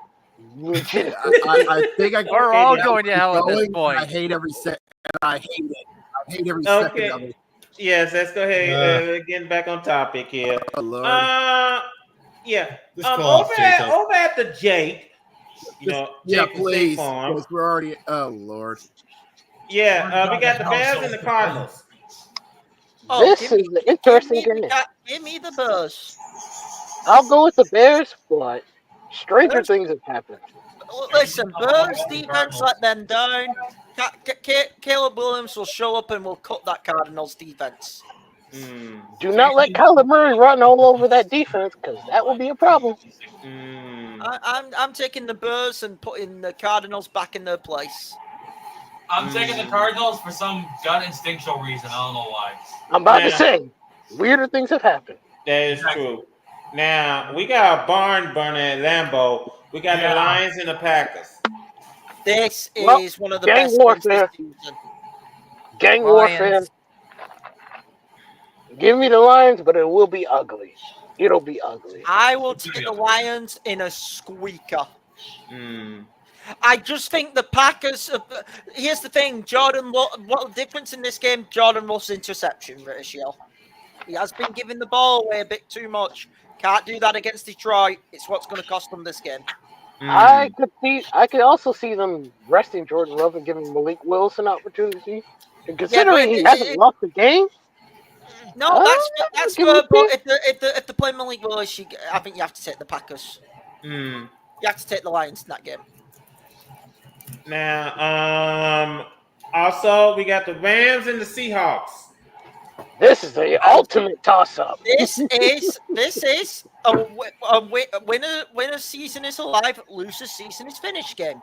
This is the 50-50 football game to end off 50-50 football games. Goddamn. Seahawks, you need to win this game to keep the season alive. Oh, that's all I'm gonna say. You know what this is, hit kid? You'll get the reference. This is the Seahawks MXC football game. Oh, what? Most extreme elimination challenge. Yeah, most extreme. Yeah, if Seahawks lose this game, the season's over. Don't get eliminated. Yeah, listen, I'm going to admit it. Don't get eliminated. There it goes. There you go. No, I'm with Josh. Well done, dickhead. Seahawks lose this game, the season is over.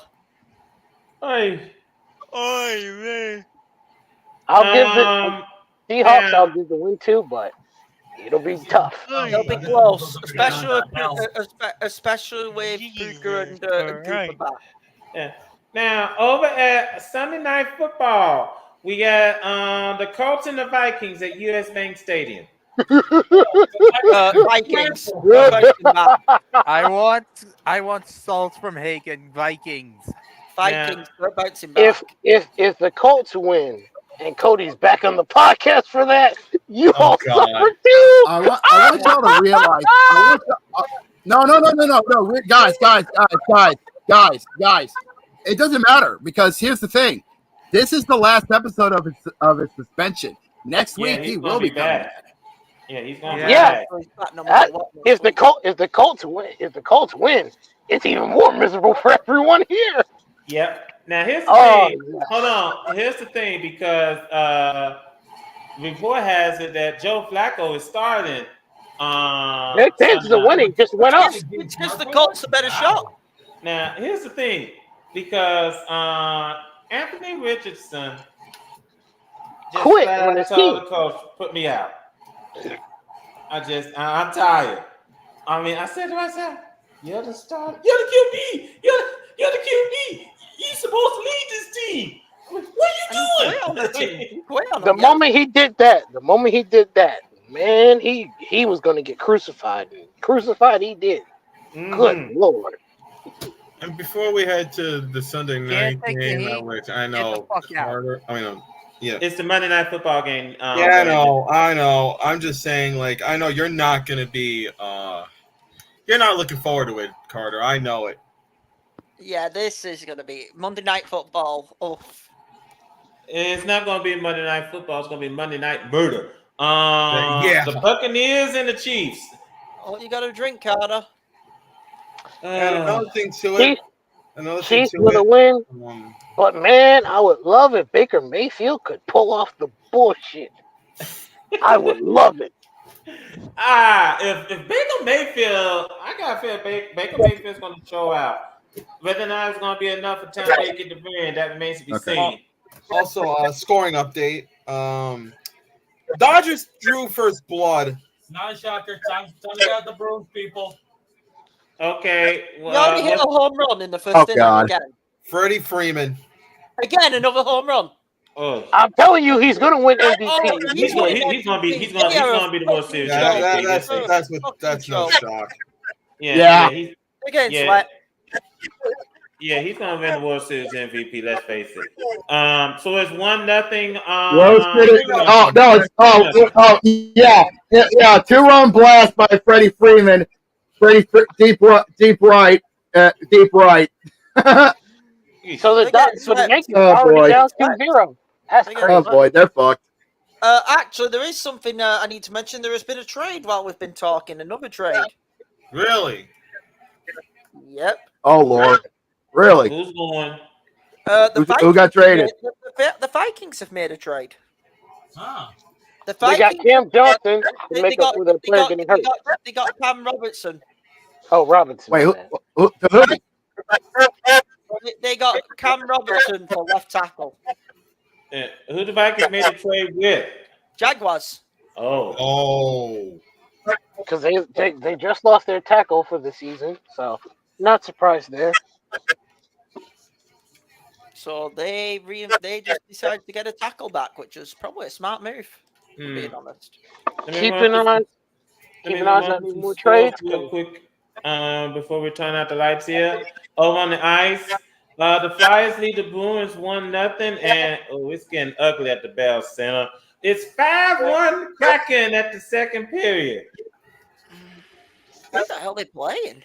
Yeah, so 5-1 Kraken over the Canadiens. Montreal.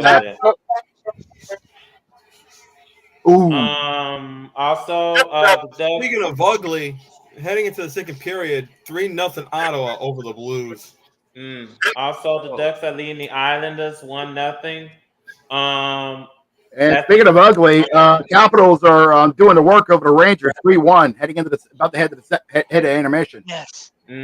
Now, also the Wild are leading the Penguins 3-2. That's in the second period. So, and the game to come tonight is, well, if anyone's interested, I'm not interested, but it's the Kings and the Sharks. Over on the hardwood, the Nets are leading the Nuggets 49-38. That'll be in the second quarter. And the Timberwolves are leading the Mavericks 44-37. That game is in the second quarter. I'm glad we're mentioning basketball because I would like to ask a question to the NBA. To who? To the NBA in general. Mm-hmm. The NBA. Why did you let the Boston Celtics have so many shooters? Why? Why? Good question. Why? This team is already good. They don't need everyone to shoot 3-pointers. Jacob, fix your mic setting. Fuck me. There he goes. Damn. Up, and then there he goes again. And there it goes again. Anyways. Fucking hey. Now, so we still to come tonight. We got the King and the Jazz. That's still coming up later on this evening. And we got the Pelicans and the Warriors. So overall, those been one of those nights here in the bars. Been one of those nights in the sports world. Some tells me with the trade deadline in the NFL coming up within a couple of weeks. Because I think this week. This week. Some tells me we might see some more trades before the trade deadline pass. So you never know. But we see, like I brought this up on Discord earlier. You know, we've seen teams, they make smart trades, and we've seen trades. By the next edition of this podcast, we'll know what's going on. That is true. And I just want to bring up, like I brought up, you know, we've seen teams make smart trades. And then you have the Jets and the Titans. And, well, the less said, the better. Anyway, ladies and gentlemen. Fuck you, Aaron Rodgers. Anyway, ladies and gentlemen, we thank you so much for taking time out of your busy schedule to join us here this evening. First of all, if you like what you see, subscribe to our channel, like this video, share this video, and when you do subscribe to our channel, please hit the bell so that you will know whenever we stream. I'd like to thank Jamal. I want to thank Garrick. I want to thank Hit Kid. And I want to thank Zach for joining us here this evening. Before we do turn out the lights, we want to encourage everyone.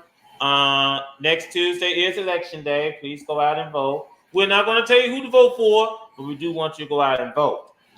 And I know some places they already do. You know, I already know some places they're doing early voting, so please do that. I'm going to be going voting. I already got a suitable. I don't have to worry about this. Yeah, because you're over in the UK. Yours is already done. Lucky on that part. Yeah, you're over in the UK. You don't have to see negative ass 24/7. So you're lucky. I already got my voting done. Yeah, I'm getting my voting done this weekend.